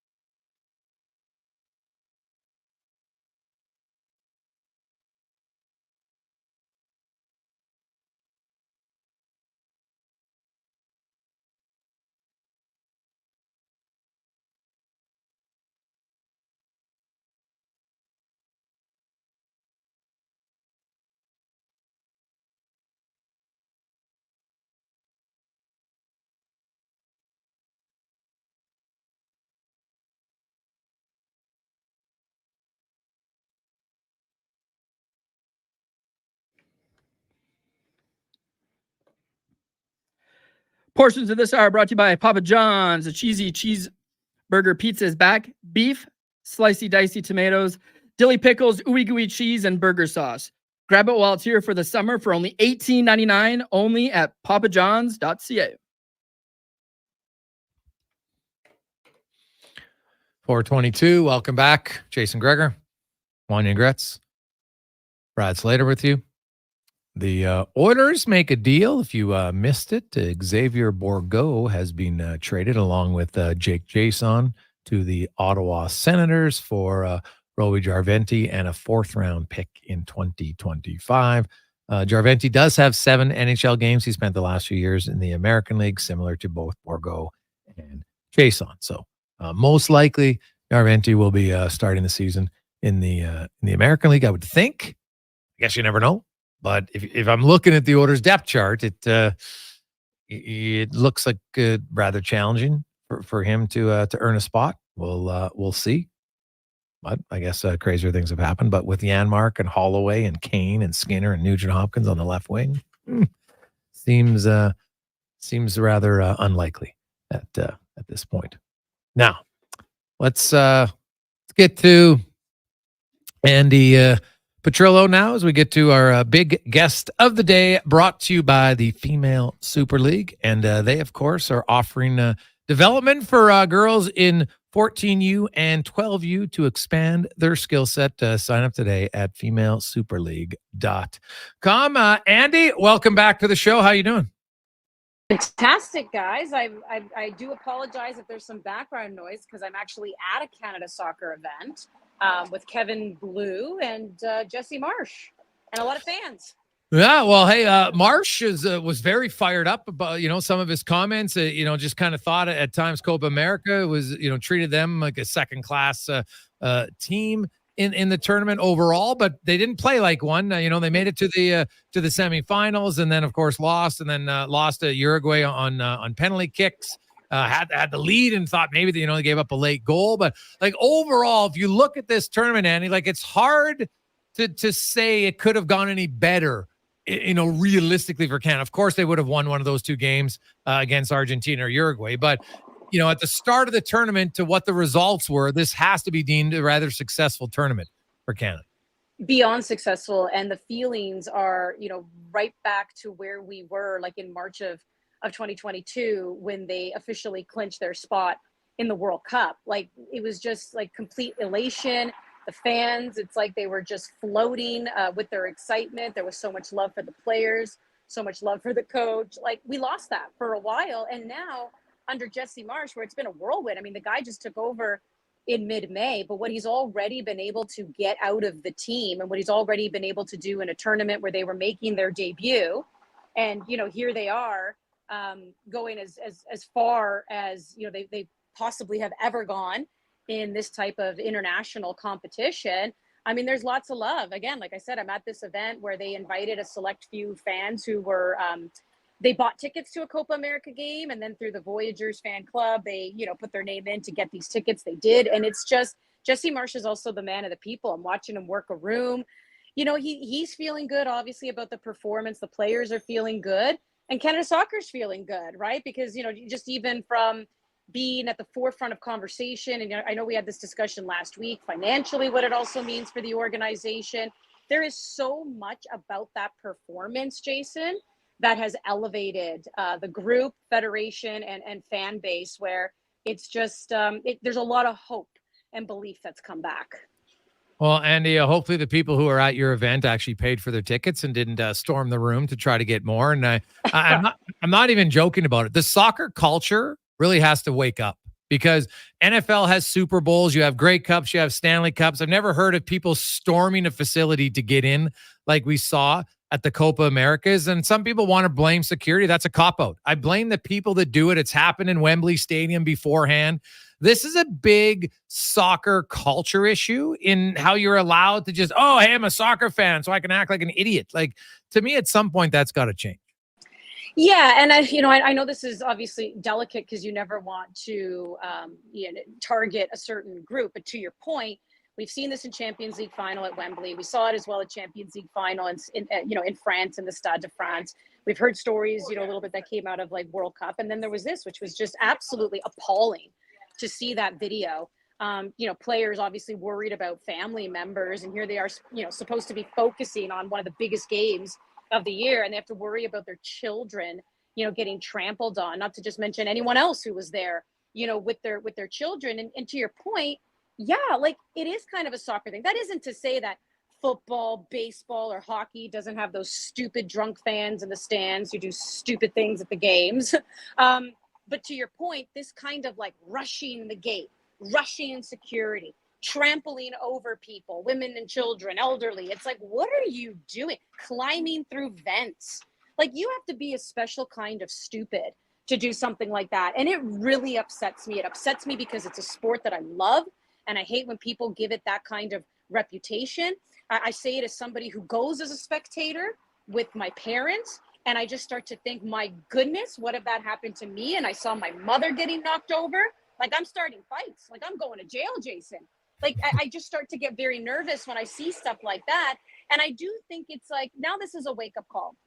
Because this isn't the first time But I think it's also more importantly a wake-up call to the three countries, USA, Canada, Mexico, and then like you just said, in particular, USA and Canada, like our North American sports, we don't see that kind of stuff.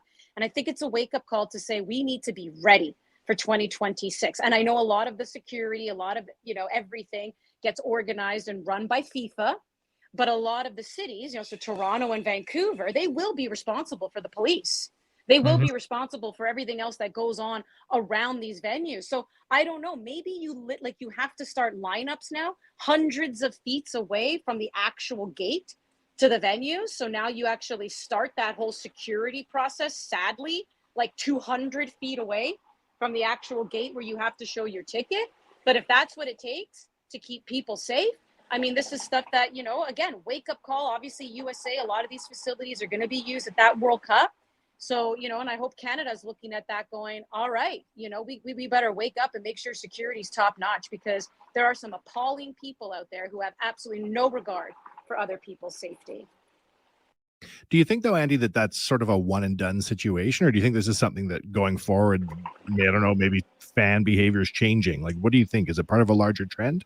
Well, I think so, because I just mentioned, right, like the Wembley last year, 2022, I think it was, the Champions League, and before that, was in France, Champions League final. Like, this is really sad. This is something that we're seeing.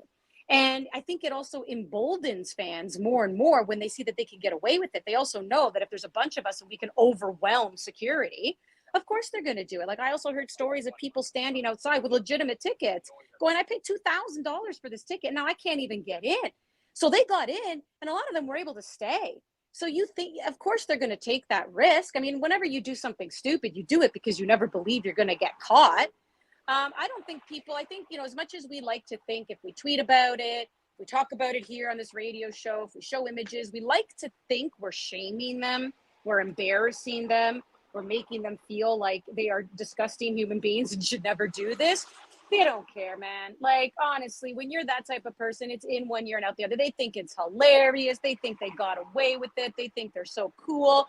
So no, this is where security needs to beef up and be like, we're not even going to give you an inch. 2026, you're not even going to get a sniff of that stadium unless you can start showing legitimate tickets, barcodes, VIP passes, whatever it is. And you're starting to do those checks like hundreds of feet away from the area, because unfortunately, I do think this has been a trend, and I don't know. I don't know if it'll stop, because I just don't think these type of people are rational, sane people. So why would they stop?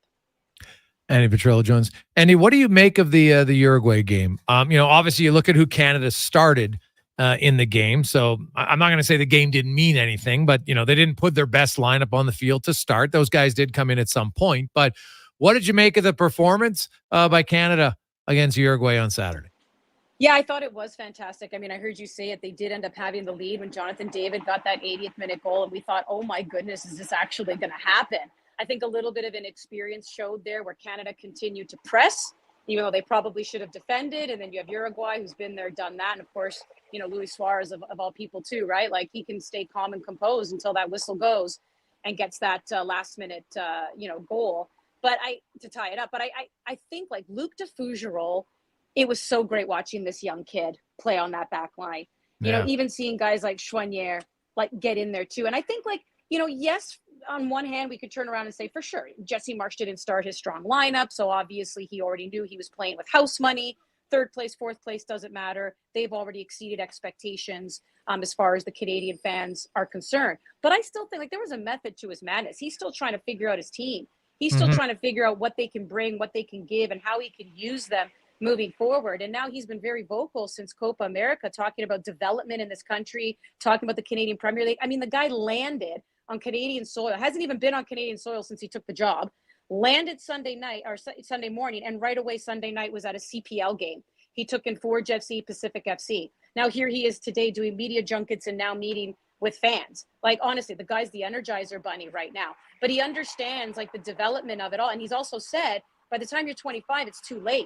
We need to change our mindset here. You got to be 17, 18, 19. So I think what he also was trying to do there was even show some of the younger players, like, I'm going to get you in. I'm going to get you in because you do matter to this team, and I want to see what you have. And it doesn't matter how old you are. In fact, sometimes the younger, the better, because we need to be able to already train you. By the time you're 25, you already need to be top notch, not just making your national team debut. So I think there was still a method to his madness in that final game. And I mean, heck, they gave Uruguay a run for their money. I mean, that was something special to watch. Andi Petrillo joined us from CBC and One Soccer. So now Canada, you know what? They're excited. They move forward. What's this? What's the next plan? You think? When's the next friendly for them? What's their schedule like moving forward, leading up, of course, to World Cup 2026? Yeah, so they'll play again in September. We'll see them take on the United States and Mexico. That'll be September 7th and 10th. And then they're going to have another window as well in October and November. They haven't announced those teams yet. And I'm willing to bet those games will actually be on home soil. The ones in September will be in the States. And I know there are a lot of fans itching to see their national team on home soil. So I think that'll happen in the fall. But again, I mean, USA, Mexico, even though they're CONCACAF teams, they're not CONCACAF teams to sneeze at. They've been the perennial contenders. So once again, it's just great competition for the Canadian men to test where they are against two teams that have historically given them a lot of problems. Like, again, we can look at that historic World Cup qualification run where they were able to beat USA, they were able to beat Mexico, but now they have to do it on a consistent basis. And I think with the experience they have with COPA, with the experience they have playing Netherlands and France, I think this is a completely different team. I think Jesse Marsch has also instilled a different mindset. So I'm actually really excited about those games in September, because I do think we're going to see a different team on that field against USA and Mexico, teams that have always given them a hard time. So that's when we'll see them next. And I mean, the guys obviously will go back to their pro teams. I think Jesse Marsch needs the rest, and then he'll be back pounding the pavement. Andi, have fun at your event tonight. Are you hosting it? No, I am enjoying it. So this is another thing that, you got to give a shout out, guys, because I know, and rightfully so, they've deserved a lot of the negativity that's come their way. But Canada Soccer has made changes behind the scenes. They have changed personnel, and with that comes a change in culture.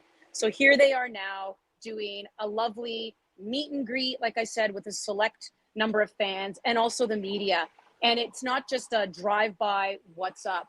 Like, Kevin Blue and Jesse Marsch are taking the time to speak with everybody. They are establishing relationships. This is completely different. Like, I've been covering Canada Soccer for well over a decade. They've never done something like this. So this is already like, you're seeing the change in the attitude, the change in the culture. So I'm going to go back in and enjoy myself, Jason. Well, Andi, for me. Yeah, no work for you. Nice. Well, have fun. Enjoy it. We'll talk to you next week. All right. See you guys. There you go. That's Andi Petrillo from CBC Sports and One Soccer. We got a lot of text flying in, 833-401-1440. Hey, Gregor, 100%. Thank you for calling out. It feels like I'm taking crazy pills and so many issues lately that seem like common sense not long ago. You pay for a ticket if you want to get in. What are we doing here? From Pat. Pat, I totally agree with you. Now, there have been inroads in other places, no question. But there's still a select group of people, and not all, as I said. It's small. Like, that was a pretty large group of people that really disrupted it for everybody else. And that's when it becomes a problem. But the fact that you still even have to consider that type of selfishness to basically believe, like, I can just break into a stadium. Why? Because I'm a fan and I'm important. Like, I can't. It's hard to even, because I don't think you can. You can't rationalize with that type of thinking. It just doesn't make any sense. Like, how many of you listening right now would be like, hey, let's break into the stadium or like climb through the vent? Now, I know for a fact that in the old days, when they used to have the gates open on the north end of Commonwealth, there's a few people who would sneak into a green and gold game. Now, first of all, it wasn't sold out. It was a Friday night. I'm not saying it's right, but you weren't stampeding people over. You weren't crushing kids. You know what? You'd save your $20 or whatever it was to sneak in, and then you'd stand at the end zone. People did that. Not the greatest thing to do. I understand it, but not remotely comparable to this, right? And it's hard sometimes. It's the old adage, you can't fix stupid. And lately there seems to be, I don't know why, that sometimes people confuse that, well, I need to be heard or I am heard. So now I'm so important that I'm more important than others. I don't know. I still think there's a lot of people that don't view the world that way, but there seems to be more who somehow feel like they're more important. So they, you know what? I really want to go to the game. So I'm going to go to the game. Oh, did you pay for your tickets? I don't care. Oh, are your kids 10 years old and I can beat them up because I'm a grown adult? I know you're not going to fight me, so I'm going to stay in my seats. See you later. Security, there's not enough security to go around row by row, seat by seat to enforce it. So what do people do? Right? The father, the mother with their kid in tow. What option do they have? Right? Like, imagine doing that and thinking it's okay. Like,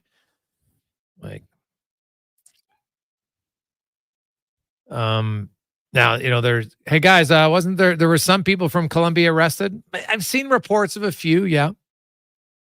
But I would like to think maybe there'll be more.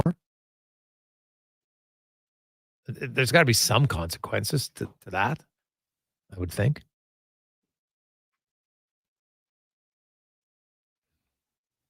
Hey, boys, two of my friends climbed the wall at Commonwealth the day of the AC/DC concert, hid in the bathroom till the show started. Super greasy from Stu.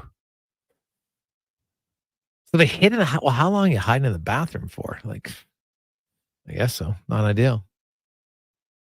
Colombia Soccer Federation announced today that the federation's son is among the 27 people arrested. The president of the federation, his son. Colombia Soccer Federation's president's son, among 27 people arrested. Probably not a. Pretty sure dad's not proud at that point, or mom, or anyone. So, yikes! The son of the president of this federation's kid. Like, now, if you're the president of the Colombian Federation, you can't get tickets. You can't know someone to say, "Hey, can you buy my? I want to buy my kid some tickets." Like, what are we doing? Quick break. We'll return.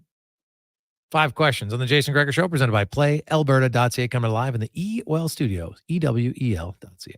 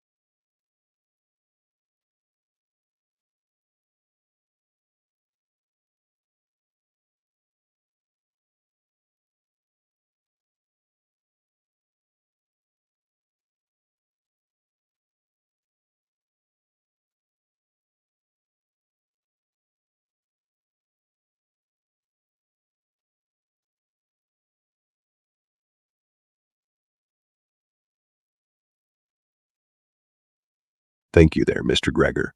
Big news in the 3 o'clock hour with the Elks parting ways.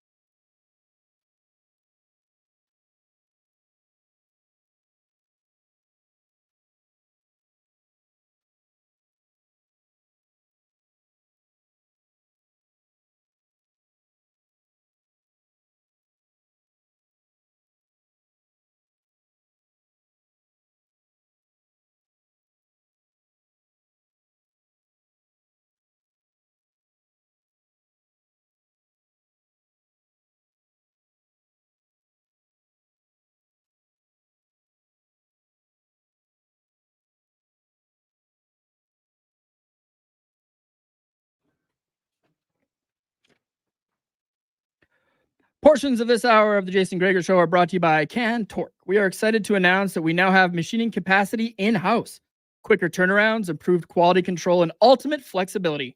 Call 780-436-2000 or email colin@cantorque.com to find out more.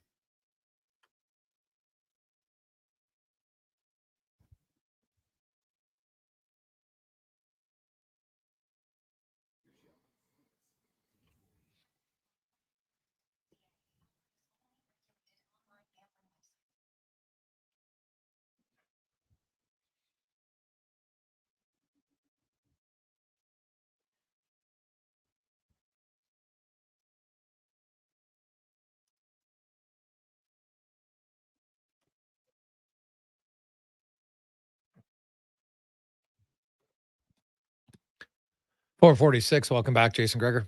Wanye Gretz, Brad Slater with you on Sports 1440, Oilers Nation, YouTube, and Facebook. It's time for 5 questions brought to you by The Brick. If there's one thing Canadians love more than hockey, it's a great deal. So check out some fantastic deals all summer at The Brick and thebrick.com. It's time for 5 questions on the Jason Gregor Show. All right, guys, we got the home run derby going tonight. So I want to know, who is your favorite home run power hitter of all time?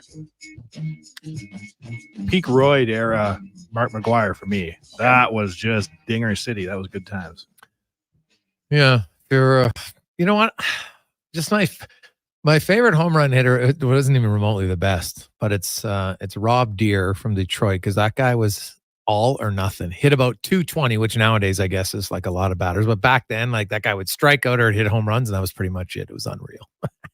No love for Ken Griffey Jr.? I suppose, but like when they were hitting dingers into the water in San Francisco and all those people were coming out in the boats, oh boy, was that a good fall. Okay, second question. With the talk of NHL offer sheets heating up, if you were an NHL GM today, is there one player out there that's an RFA that interests you the most that you might make an offer on? Offer sheets. I am like so offer sheets. I think in order for it to work, you got to overpay so much. And then there's not a guy that I'd be willing to overpay. And if I make him a fair value offer, then the other team's going to match it. So I don't see a guy out there that I'm like, man, I can offer sheet this guy 5. Like let's look at Philip Broberg, who I think has a really good chance to be a player. I think in order to offer sheet him where you can actually make it work, you're going to have to pay him $5.5 million. And I'm like, well, I like him, but I don't like him that much to commit to that right away. It's not really the question that you asked. I know. So I'm saying no one. Oh, yeah, no, but I just thinking back when the Oilers offer sheeted Dustin Penner. Remember that? Oh, like, yes. Just stopped traffic, how crazy it was. I don't think that era still continues to this day. Now, the third question gets changed because they obviously made a coaching change today. But is there a coach out there or someone that you would bring in as the next coach of the Edmonton Elks, seeing Chris Jones let go today? That's a really good question. Do you go old boys no, club or new? No, God, no. Okay. I think the biggest football is when they hired Chris Jones, I was like, why? What are they bringing him back for? And then look, it was a disaster. Even I wouldn't have thought it would be this bad. 8-33, like not remotely competitive.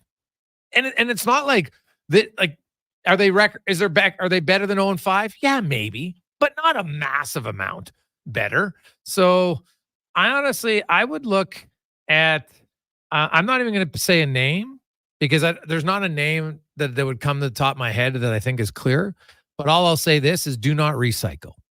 Now football has changed. There's lots of good football IQs around, and there's lots of good football coaches at the youth sport level. If you want to go get one that have had success in a lot of programs, right? There's lots of OCs around that you could get, but there's not one specifically other than just do not retread. There's no chance they should do that. Coach Belichick? Available? He's available. He's available? Yeah, he is. Pete Carroll. Mm-hmm. Yeah. Coach Prime? Oh, now we're talking. Imagine the message he'd give. Oh, you know exactly what to say. Fourth question. Today, ESPN released the first 25 names in its search for the best athlete since 2000.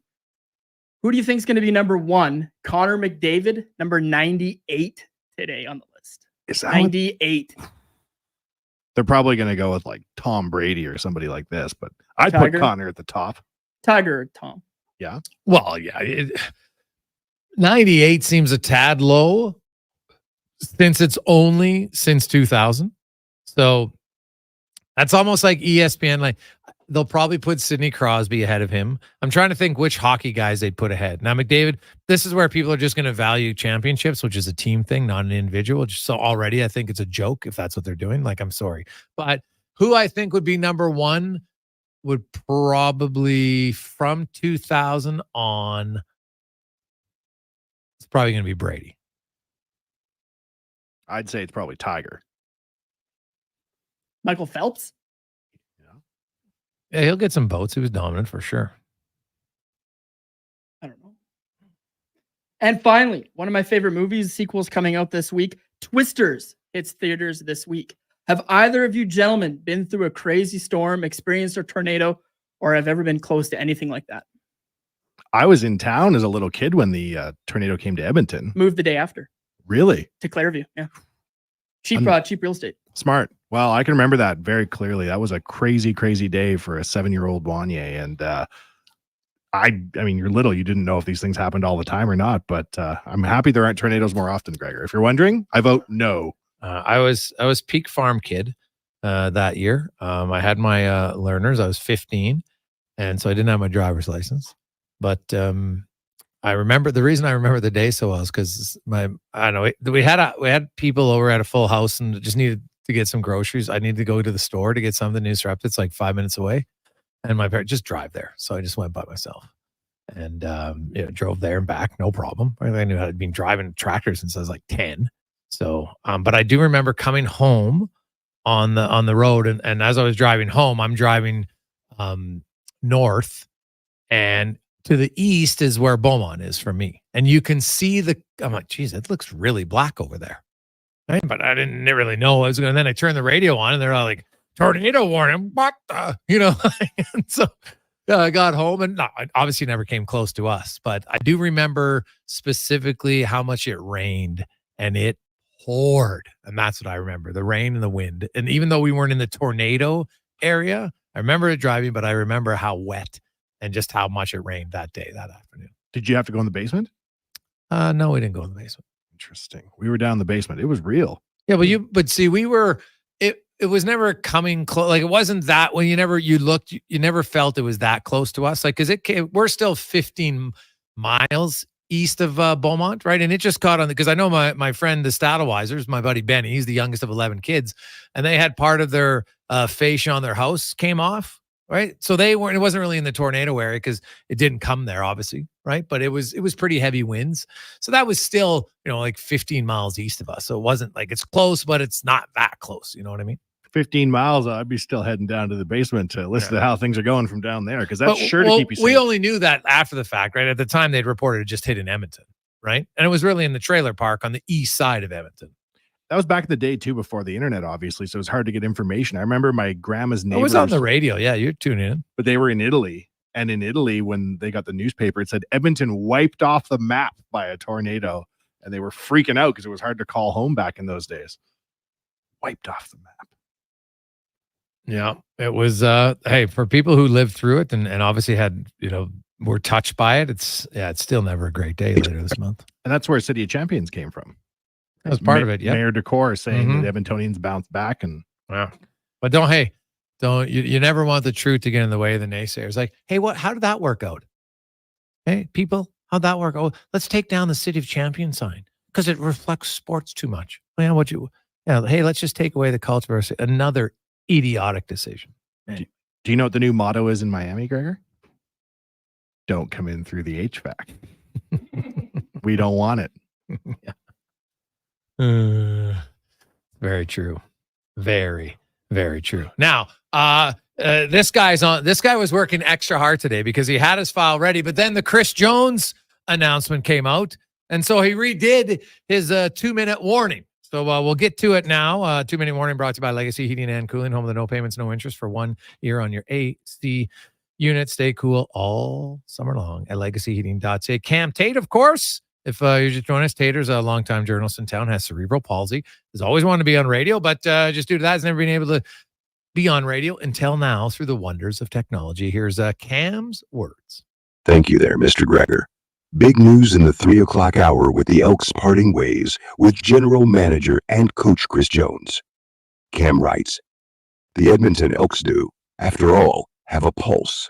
Not a very strong pulse, but nevertheless, a pulse. News of Jones's firing Monday was a surprise, to say the very least. I did not see this coming at all, but I'm glad it did. Let me qualify that, though.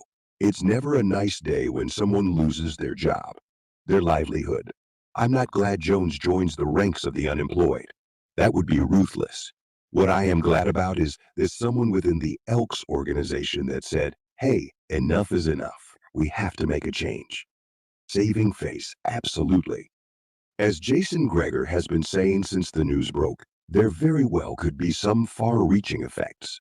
Jason says nothing has been signed between the potential new owner, but you also have to wonder if the new owner had discussion with the Elks board and Elks management, maybe in an ultimatum. In other words, do something now or I'm walking. We don't know. Really, the behind-the-scenes story doesn't matter at all. What does matter is the change did take place. I also have to wonder if there was something not clicking between Jones and his players. And I don't mean losing the room. I'm talking, and I have no way to prove this, but did Jones have an attitude? One texter may have hit the nail on the head when he said Jones thought he was the Bill Belichick of the Canadian Football League. If fans see that, chances of that persona increases. There has to be a time when the time comes when the bleeding, the hurting, and the misery has to stop. Has to be. And for the Edmonton Elks, when the sun comes up Tuesday morning, it will be a little bit brighter. The 2-minute warning. Gregor Show, Monday, Friday, Sports 1440.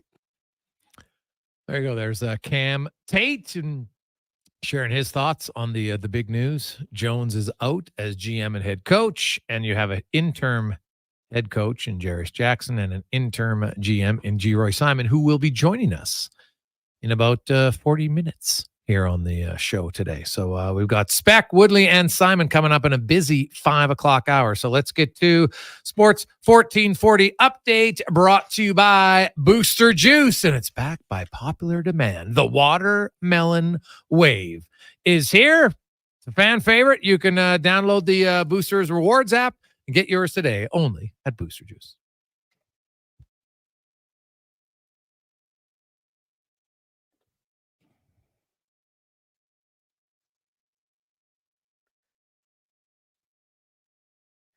The Edmonton Elks, after an 0-5 start, have fired head coach and GM Chris Jones. Stepping in on an interim basis will be Jarris Jackson. Overall, the club had an 8-33 record under Jones's latest tenure with the team.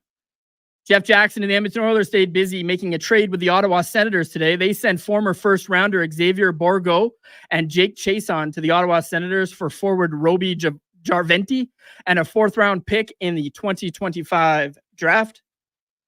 Last year in the AHL, Roby put up 9 goals, had 7 assists in only 22 games. Got called up to the big club, put up 1 assist in 7 games as well.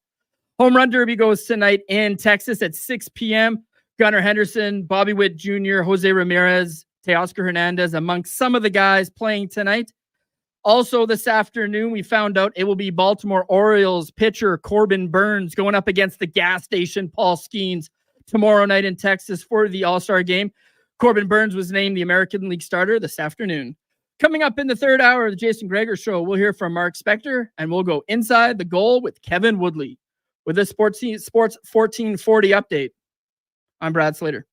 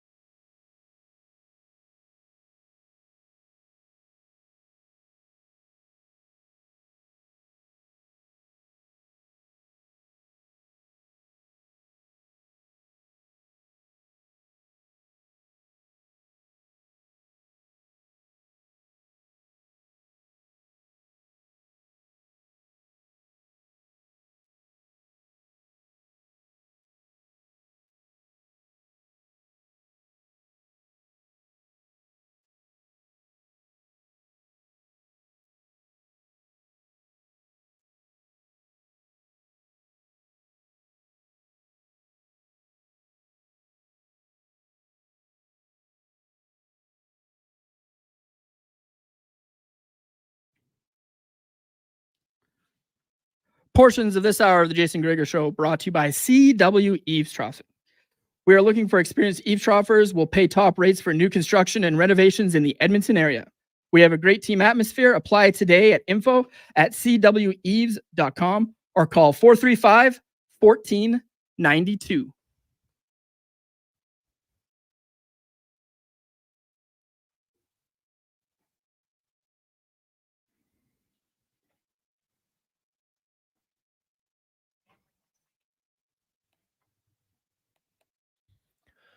Just after 3 o'clock. Welcome back. Jason Gregor, Wanye Gretz, Brad Slater, Declan Kruger, a busy crew today. And hey, lots going on. If you're just joining us, where the hell have you been? What is more important than Sports 1440? Come on. Oilers Nation, YouTube, and Facebook. What, do you got to work? Come on. Can't be that important, can it? The Gregor Show is always brought to you by PlayAlberta. Hey, I'm kidding. Don't ever quit your job to listen to the show. Don't do that. You can listen to the show while you're working, maybe, sure, as long as you're productive. Right? We don't want to encourage unproductivity. That's not good. Not at all. Become more productive. Tell your boss it's because you listen to Sports 1440. That is how we'll sell it. That'd be great. It's brought to you by PlayAlberta.ca, where even though I wasn't in favor of the hiring when it happened, I never would have guessed 8-33. If you would have given me odds that the Elks would have more than 8 games in Chris Jones' first 41, I would have taken the over all day long. But it did not happen. 8-33, and he is out. Who do you like in the home run derby? Go to PlayAlberta.ca. Good luck. So that's the big news. Chris Jones is out. There was a trade for Oiler fans. Bourgault and Chason have been traded to the Ottawa Senators. This is to me what I call a minor league trade. And Roby Jarventi, who injured his knee in January, did not play. Played 22 AHL games, 7 NHL games last season, then got injured in January and was out for the rest of the season. But he's a 6'2", close to about 200-pound left winger from Finland. He was the 33rd overall pick in 2020. Bourgault, of course, was the 22nd overall pick in 2021. Now let's get to the spec report brought to you by GS Construction, and they are always looking for good people.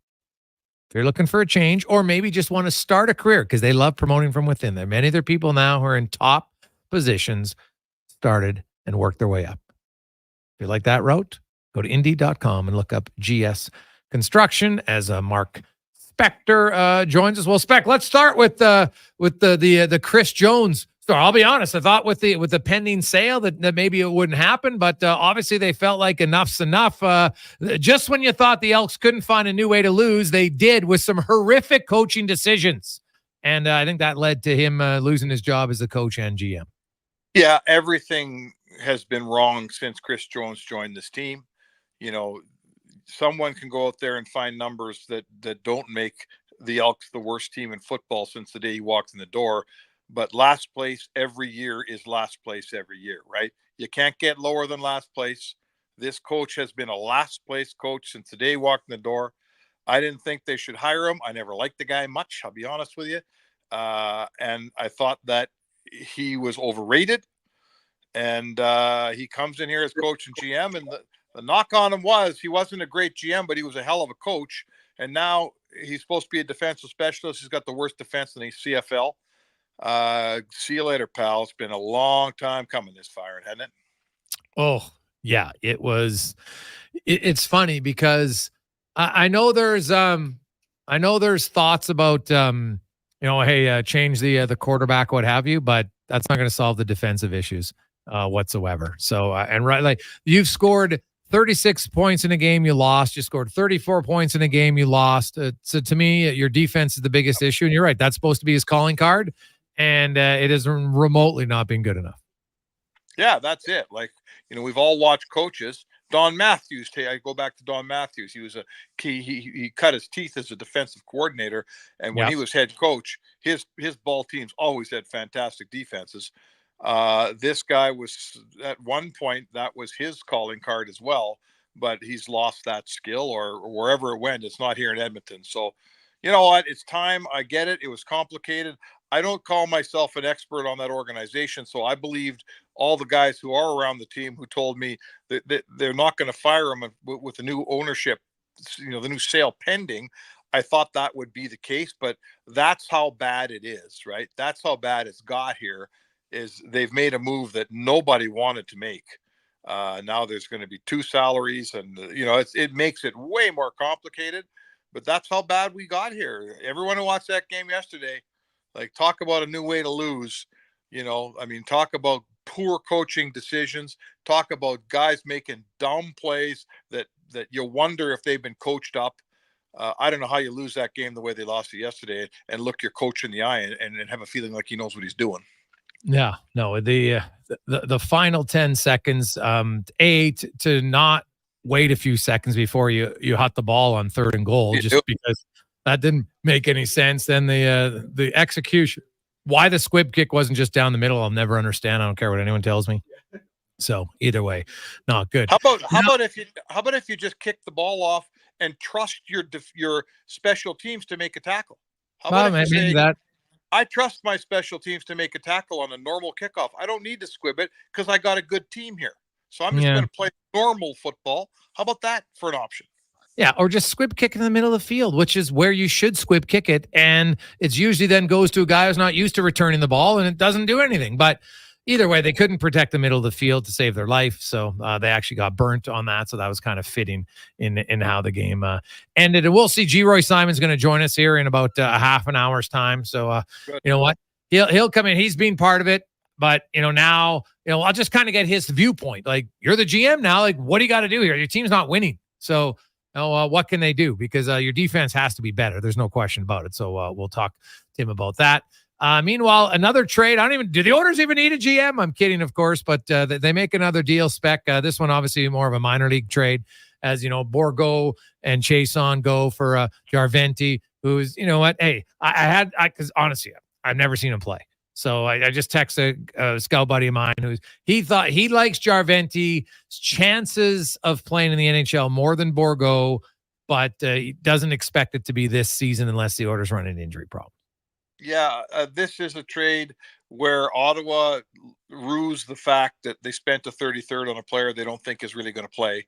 Edmonton has a player they drafted in the first round. They don't think he's going to play.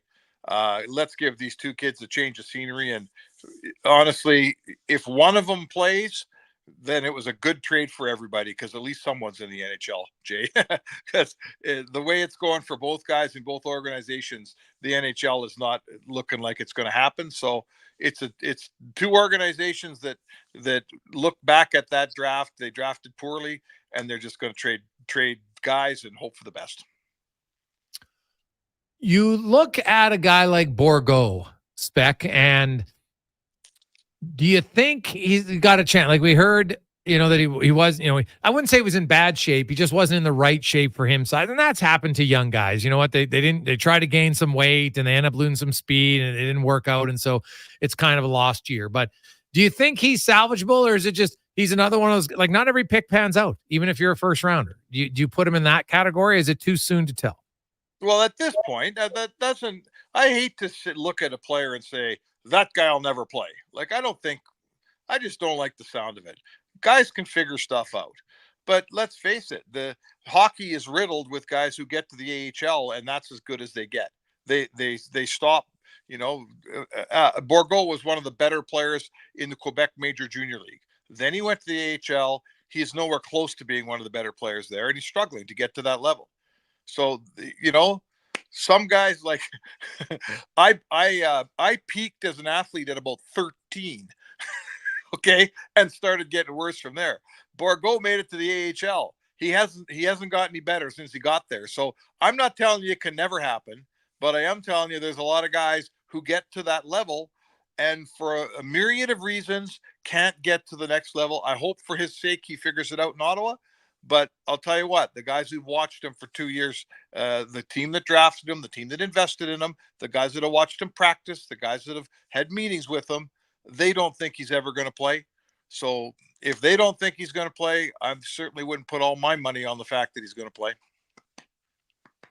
Mark Spector joins us here on 1440 Orders Nation, YouTube and Facebook.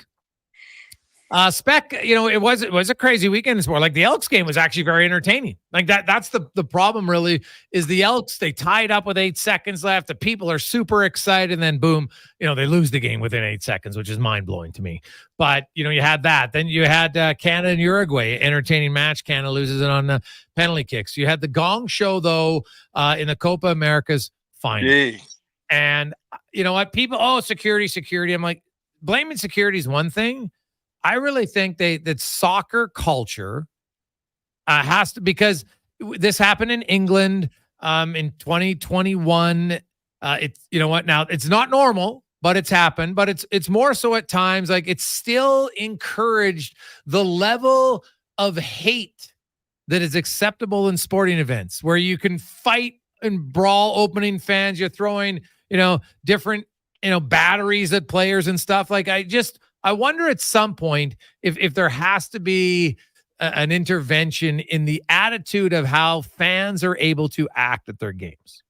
Well, it's a good question. I think I would say this to you.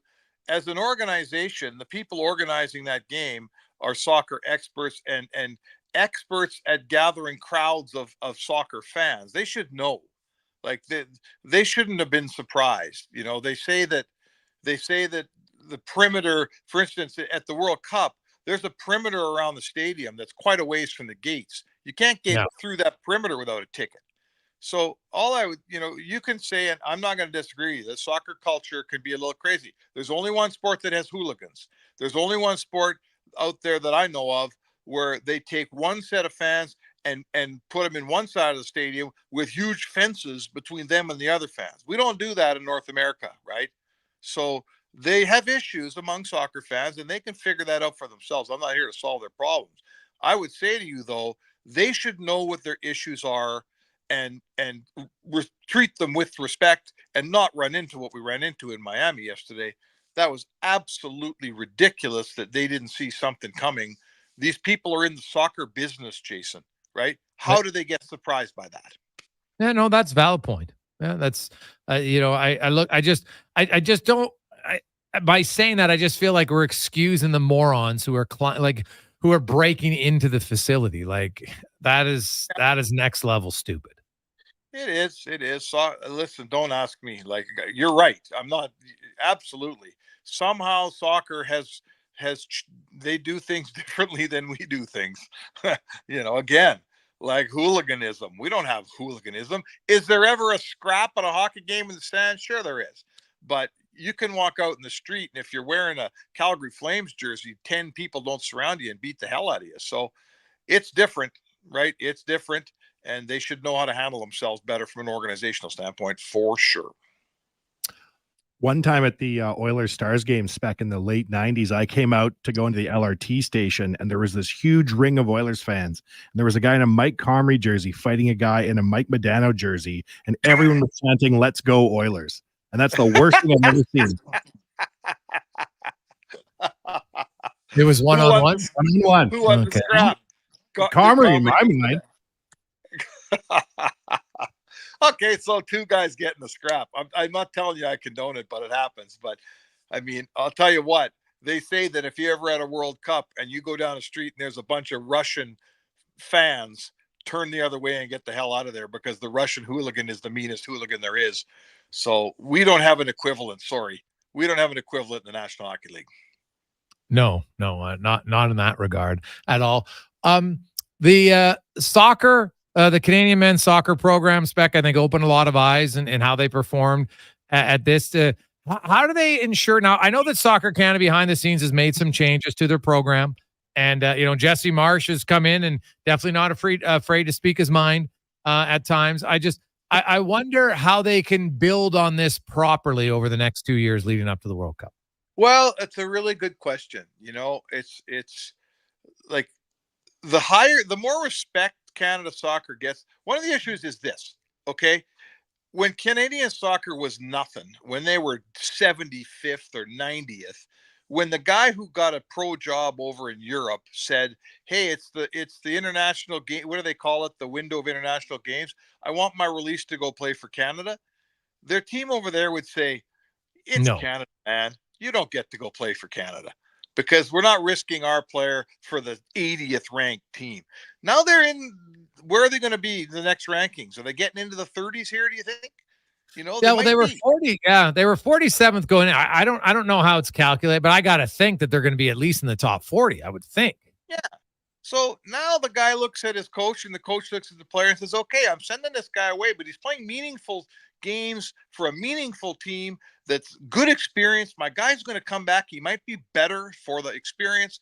So all of that is the momentum that they've built, right? They've built something now that they're legit and they're real, and they got a couple of really good players on that team. So I think it's going in the right direction, Jay. I really do. And now they got some money because they just made I don't know what they pull out of this thing, 10 or 12 million. Let's hope that the people who run the Soccer Canada don't screw that up, because they've been known to. If they use their money wisely and they've got some good players, I don't see why it can't keep going north. Oh God, no! I think this is massive. I think for young soccer players, this just excites them even more, which happens in lots of sports. And it's like the Vince Carter effect. For young, right. Like you look at now, it doesn't happen overnight. And Canada's men's program has obviously been improving and getting better. And lots of these guys are now getting contracts, and they're going to go play better competition on a regular basis. So that in itself is going to help the program. And I'm kind of curious, where they're going to go. Obviously, you're not expecting even in the Copa Americas to be in the semifinal every time. Like, it's difficult, but at least Canada has shown that, hey, you know what? They're getting closer to being competitive and really competitive, and, can hold their own against other top nations. And that's, I think, a positive sign and should only be good. And as long as, you mentioned the past, hopefully Soccer Canada's learned from their past mistakes and don't make the same ones moving forward. Right. And now let's, I'm not sure. I don't even know what the rotation is. The World Cup's not for 2 years. Is there? No, they got some games in CONCACAF's every 3, I think it is now, maybe 4, but because it's gone back and forth. But they got Andi Petrillo was on. They got some games coming up in September. That's kind of their next stretch of important games. Yeah, so let's you're right. And those guys come back and play as a team, and they're having some success, and then they fan out across the soccer world and play in the Netherlands and Germany and England and Portugal and Spain and all these places. And then they come back to their towns. And we see Alphonso Davies in Edmonton. He comes back all the time. His parents live here. And he'll go to that soccer camp, and he'll go to the Victoria soccer grounds or wherever he goes. And man, when an Edmonton kid sees Alphonso Davies walk in there, like, that's something we've never had before, man, and it's worth something. So we've always had NHL guys walking around, right? Always had a great NHL player in our town. We've never had a great soccer player in our town. So I think that's part of the step they've taken. Yeah, Spec, great stuff, man. We'll chat with you tomorrow. Have a good one. Thanks, Jake. There you go. That's Mark Spector and the Spec Report, brought to you by GS Construction. When we come back, we got Kevin Woodley, followed by the new interim GM of the Elks, G. Roy Simon, on a busy Monday edition of the Gregor Show, presented by PlayAlberta.ca.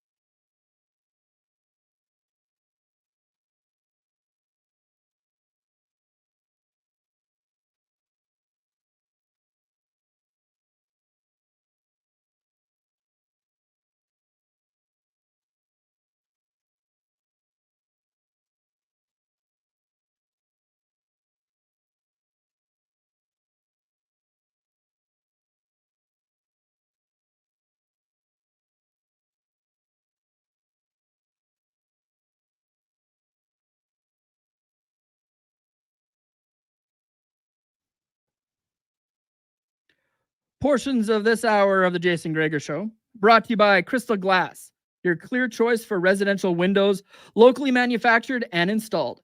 Crystal Glass provides beautiful products and incredible customer services for all your residential needs. Call 310 Glass or visit crystalglass.ca for a quote.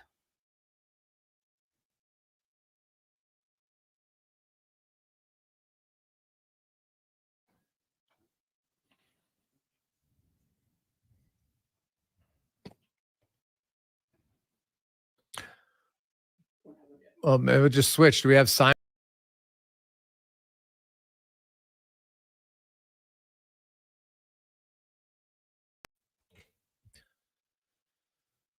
$5:22 on Sports 1440, Oilers Nation YouTube. Excuse me. And Facebook. Presented by PlayAlberta.ca, Alberta's only regulated online gambling website.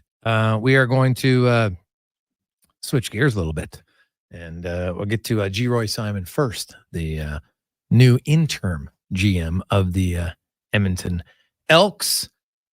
As we go in the room, brought to you by Sherwood Power Sports and Marine, your one-stop shop for everything you need, from fishing, rods and reels, tackle boats and accessories, to motorcycle gear, water sports accessories, to e-bikes. Find out more at Sherwood Power Sports and Marine. And we got loads of texts, 833-401-1440. We'll get to all of those. But first, we are going to welcome to the program. Of course, he was the assistant general manager for the Green and Gold. And today was announced he is now the interim GM, as long as Jarius Jackson, the interim head coach for the Green and Gold, as Chris Jones was relieved of his duties earlier today. G-Roy, thanks for taking the time on, I'm sure it's kind of a bittersweet day for sure, but in your new role now as the interim GM, where obviously, you're the final decision maker, how does it change? What do you look at needing this team to do to get on the right track? Well, thanks for having me on. Yeah, it's a pretty tough day. Obviously, losing Chris as our leader, as he's been for the last few years, and a friend of mine, and a guy that gave me an opportunity to be an assistant general manager and learn from him. It's a tough day. But we understand the business of football. We know what we're getting into when we take these opportunities. And now it's a chance for me to try to get this thing going in the right direction. I don't think we have a ton of work to do. I think we have some growing up to do. We have some getting people steering in the right direction. And then I think we have a good team. But we got to grow up fast, and we got to start doing the things that's going to help us win games. So in your conversation, because now Jarius is the head coach, and the buck stops with both you guys now. And so do you look at any changes philosophically that you think he might instill that weren't there before? Yeah, I think there will be some tweaks. I don't think there's going to be wholesale changes. I think what we were doing for the most part was pretty good. Like I said, we just got to grow up, and we got to mature as a whole. And like I said, get this thing going in the right direction. Get everybody, getting everybody to buy into what we're doing and the changes that we're going to make, and then see where we end at the end of the year. You look at your team, G-Roy, and you played the game, and there is a fine line between winning and losing. It can be very fine, and your team right now finds ways to be on the wrong side of results, right? And that. Just like I'm sure you've been on teams where you always found a way to win, right? Like when you're watching it, do you see and do you notice that, those finding ways to lose things become more noticeable? Well, I think it's more just our youth and inexperience together as a whole. We have quite a bit of young guys on this roster, but they're very talented guys. So their talent is keeping us in games, but their youth is contributing into helping us, lose. So we got to get the second part of that corrected. And, we have talent. Now we got to get these guys understanding situation, game time situations. And like I said, doing all the right things to get us to be on top of the scoreboard as opposed to on the other side. When you look at a player like, your defensive line, for instance, yesterday, and you're not getting enough pressure, G-Roy, how can that be solved? Like, obviously I know the injury in practice, probably plays a role. So I guess, can you update us on the injury front? And then B, how is the interim GM, what do you feel you can do to help your team get more pressure? Yeah, I won't go into specifics, but we do have a plan, and we'll start executing that plan as early as the next 10 minutes, and we'll start like I said, we'll start tweaking things here and there. There won't be any wholesale changes, but we're gonna do everything in our power to get this thing going in the right direction, and get our first win this weekend. Okay, do you have an injury update on your D line? Is it short term or long term? No, there's no update right now. Okay. That'll come out when time is necessary, when it's supposed to. Okay. On the offensive side of the ball, you're as a guy who's an offensive minded player, what do you see from your offense? What are you liking? What are you needing more of? Well, we got to score more points. Even though I think our offense is playing well, I think there's still more out there. And like I said, we got to we'll get this thing going in the right direction. We'll get the necessary pieces, in and score more points and hopefully, like I said, win games instead of losing games. There's lots of fans are wondering, G-Roy, when last season you changed, you brought in Jarris Jackson, gave Trey Ford, and you went from 0-8 team to a 4-6 team in the final 10 games. And Trey Ford, young guy, can learn everything, but he was winning games, which is something your team has struggled with before and after. Where are you on the Trey Ford situation? Is it okay to be patient? Does he need to be on the field at some point in your eyes? Well, we're going to look at all opportunities to get our best players on the field, and if that calls for Trey to be on the field at some point, we'll do that. But McLeod's playing at a high level. He's a great leader. He's been great for our team up to this point. We haven't won, but we're trending in the right direction, and we just got to get over that hump. But if it calls for Trey to have an opportunity to play, we'll most certainly look at that. Giro, I know this is a new situation for you, and it's obviously extremely fresh.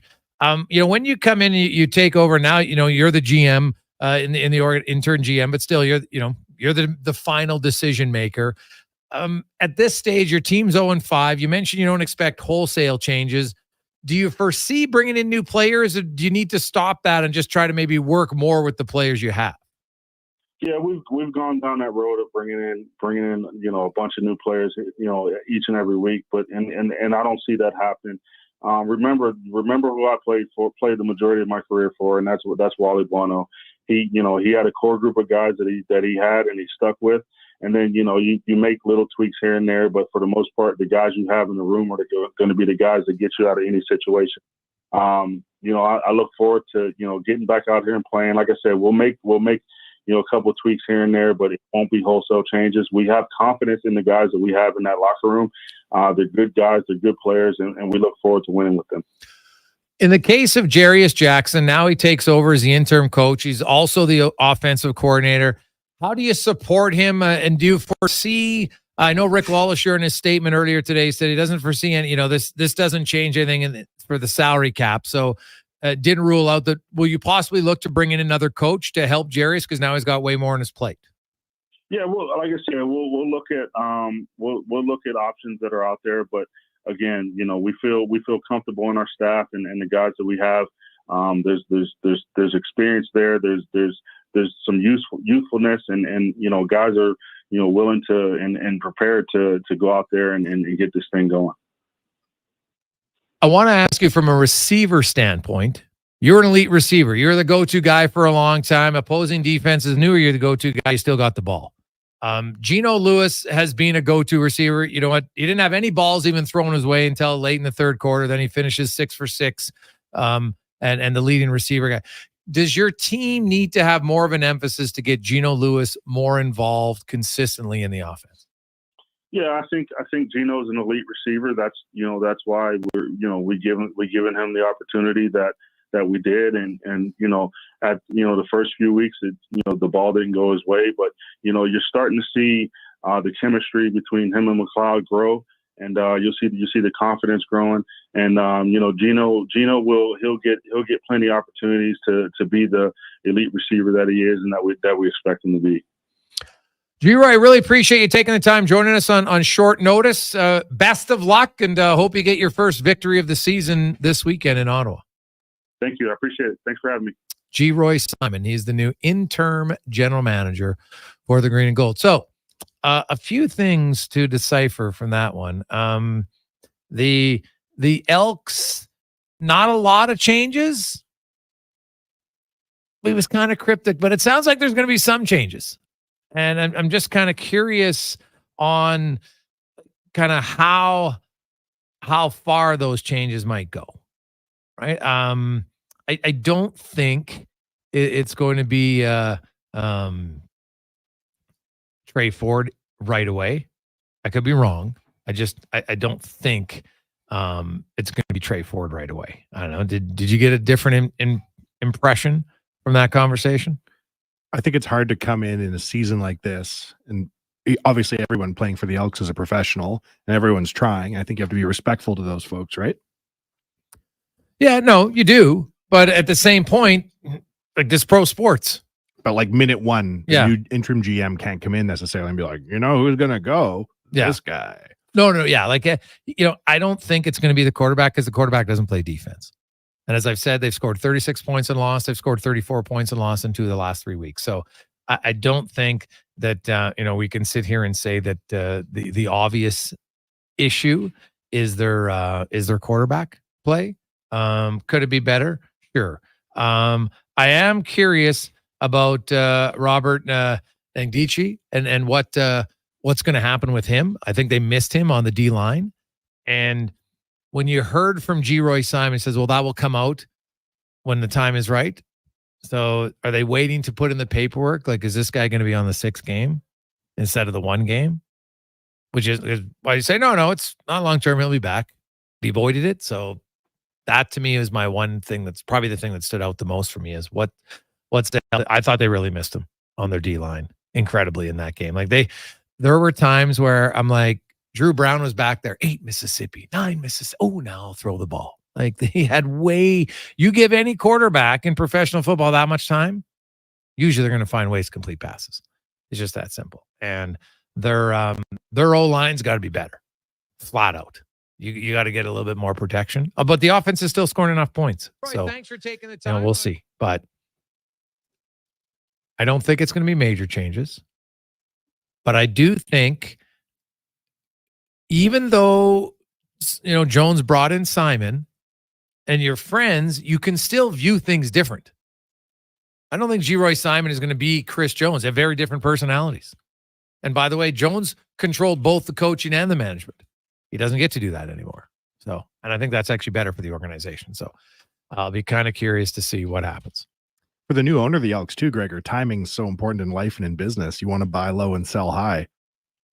You're buying at the low part of the cycle here. Like, this is a good time to buy the Elks because there's not a lot going right. There's only one. Where are we going? Well, there's only one way to go, sir. That is up. The chances the new owner comes in 2 years are like, they're losing just as much as before you bought the team. Highly unlikely. Yeah. The attendance hasn't gone up. Highly unlikely. You want to buy low, sell high. This is a well-timed buy.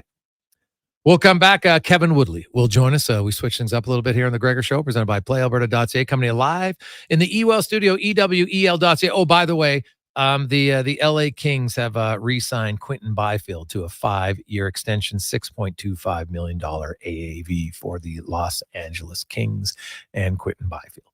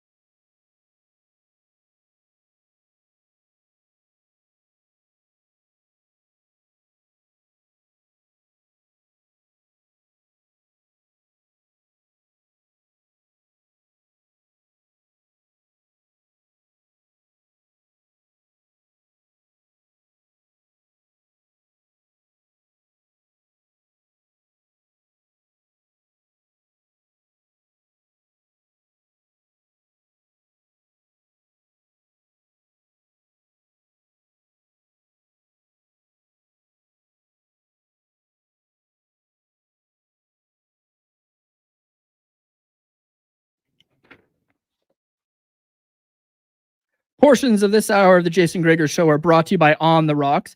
Get your Elks Party Bus tickets now. $35 includes a game ride, your game ticket, ride there and back, access to the lower bowl party deck, and a prepaid Coors Light. Book your tickets now at ontherocks.com, Jasper Ave and 118th.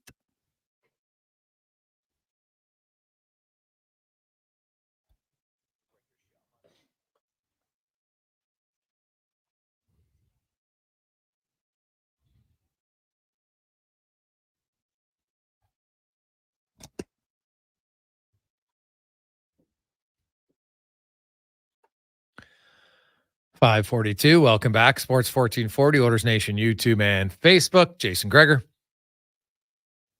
Brad Slater, Wanye Gretz with you on Sports 1440.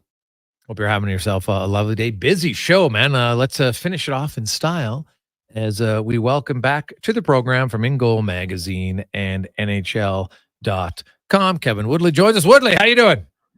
I'm good, buddy. I'm good. Sorry about the little faux pas there. I didn't quite get back to the computer, so we're on the phone today, which means what a break for all your streaming listeners. They don't have to look at me for a change. Hey, don't down. Come on, don't put yourself down like that. Solid 7, buddy. Solid 7.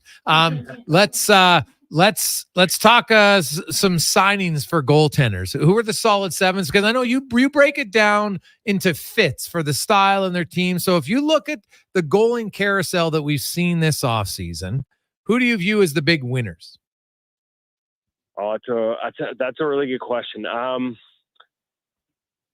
think Darcy Kemper's going to have a revitalization of his career in LA. It's an environment that is very goaltender friendly. And I think that's a good fit. Talking to some people, since that trade, it feels like the down year he had this year, as much as the focus was on him getting passed by Charlie Lindgren for the number one job, the downturn in his game was mostly based on injury. So a healthy Darcy Kemper, I like in LA. In terms of some of the other fits, like Jacob Markstrom, and let's be honest, the big names were moved, via trade rather than the biggest names were that way rather than in free agency. I like the Markstrom fit in New Jersey. They're a team that gives up a lot. And here, there's a caveat here, though. They're a team that gives up a ton of high dangers. They give up a lot of good looks. And there are very few goalies in the league that are better on those than Jacob Markstrom. The one part that makes me a little nervous, it's almost like they needed Markstrom last year and the year before. And the job that Sheldon Keefe did in Toronto in terms of getting young offensively gifted players to buy into the importance of defending, and defending isn't just defense. It's not turning pucks over in bad areas and, bleeding odd man rushes the other way because of selfish decisions offensively. And the job he did in Toronto makes me wonder if they've acquired Jacob Markstrom at a time when they maybe don't need his greatest strengths. Like if he does the same thing in New Jersey and they finally figure it out defensively, I'm not sure you're getting the best out of Jacob Markstrom in that case, as crazy as that is to say. He was a perfect fit for how they played.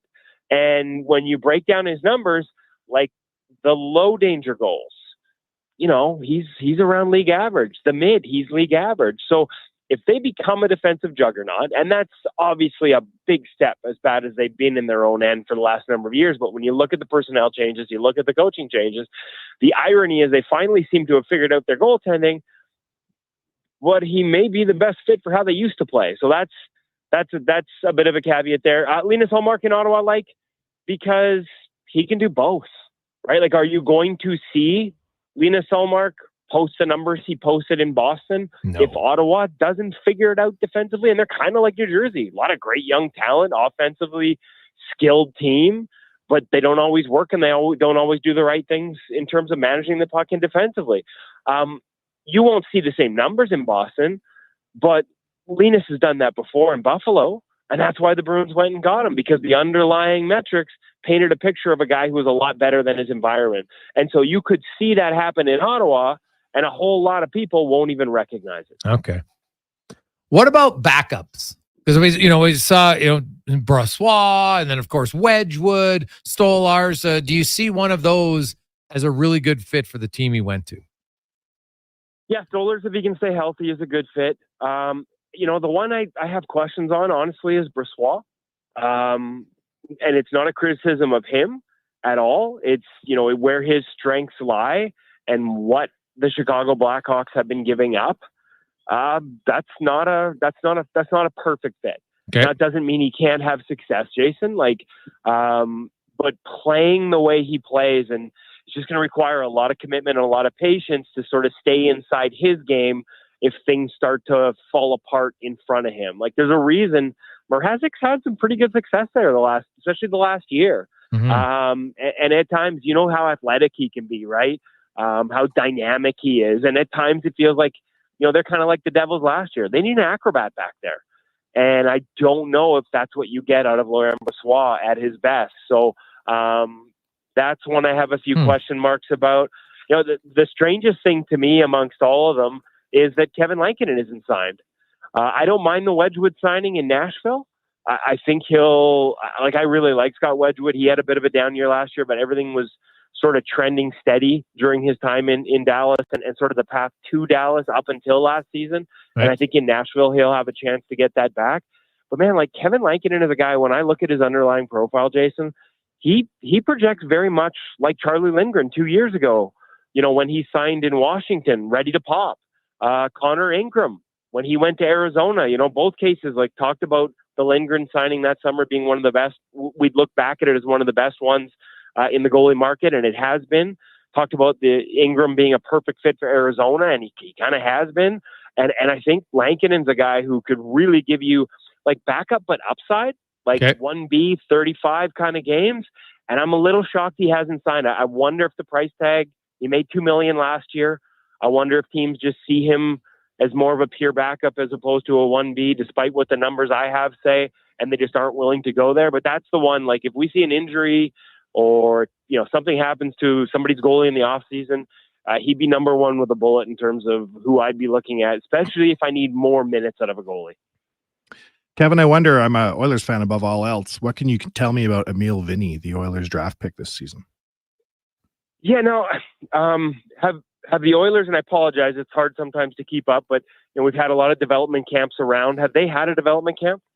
They did nothing on ice. Their development camp was just off the ice with some coaching and cooking and some training stuff, but nothing on the ice.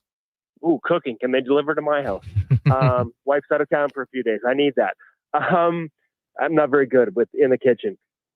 So I don't know how much information was given there, and I don't want to speak out of turn, but the biggest concern that I've heard about him is that he had back surgery a couple days before the draft. I'm assuming that's been shared after they picked him or would have been picked up at development camp if he wasn't there.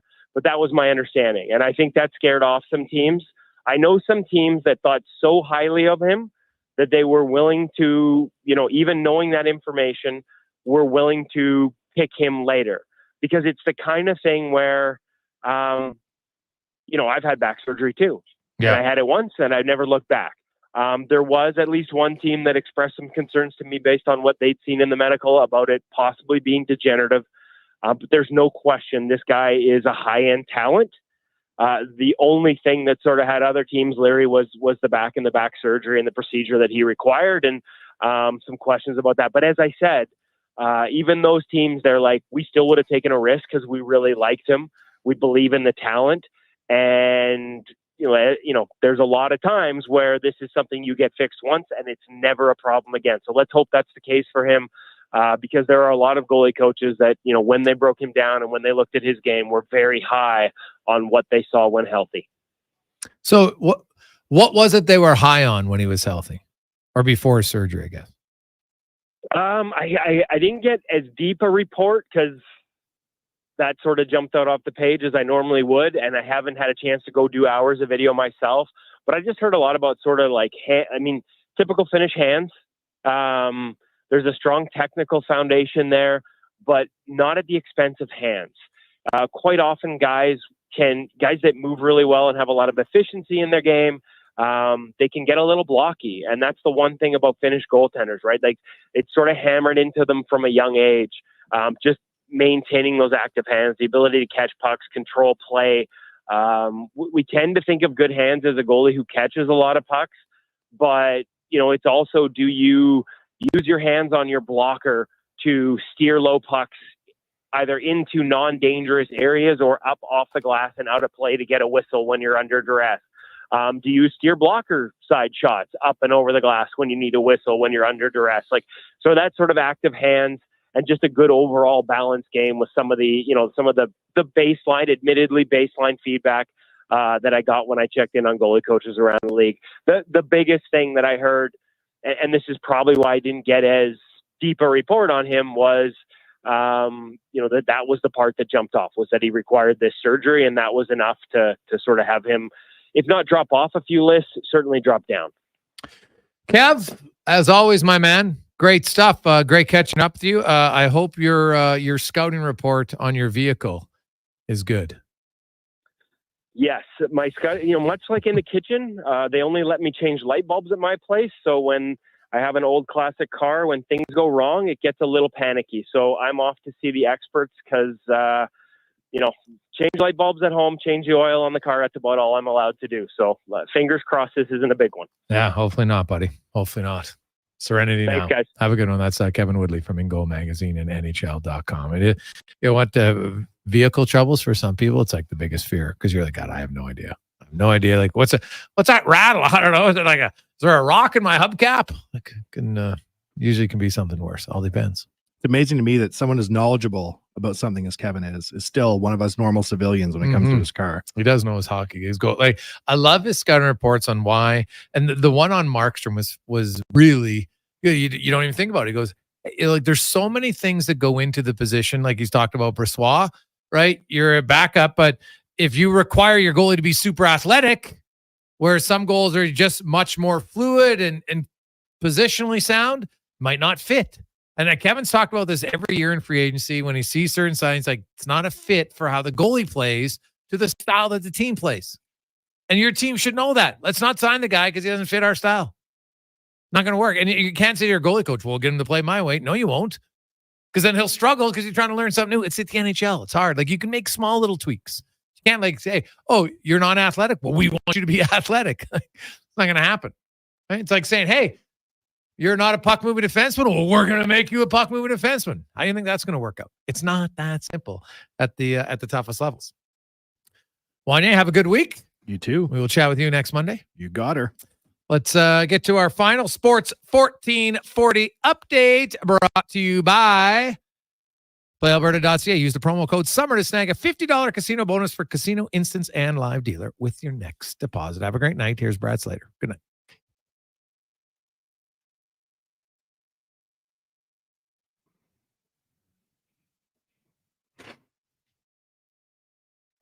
The Edmonton Elks, after an 0-5 start, have fired head coach and GM Chris Jones. Stepping in on an interim basis will be Jarius Jackson. The club's record under Jones' second tenure with the team, 8-33.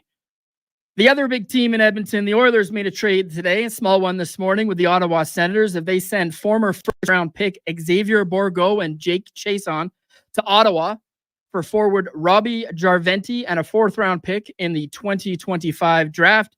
Last year in 22 AHL games, Robbie put together 16 points, had 1 point with 7 games with Ottawa as well when he was called up.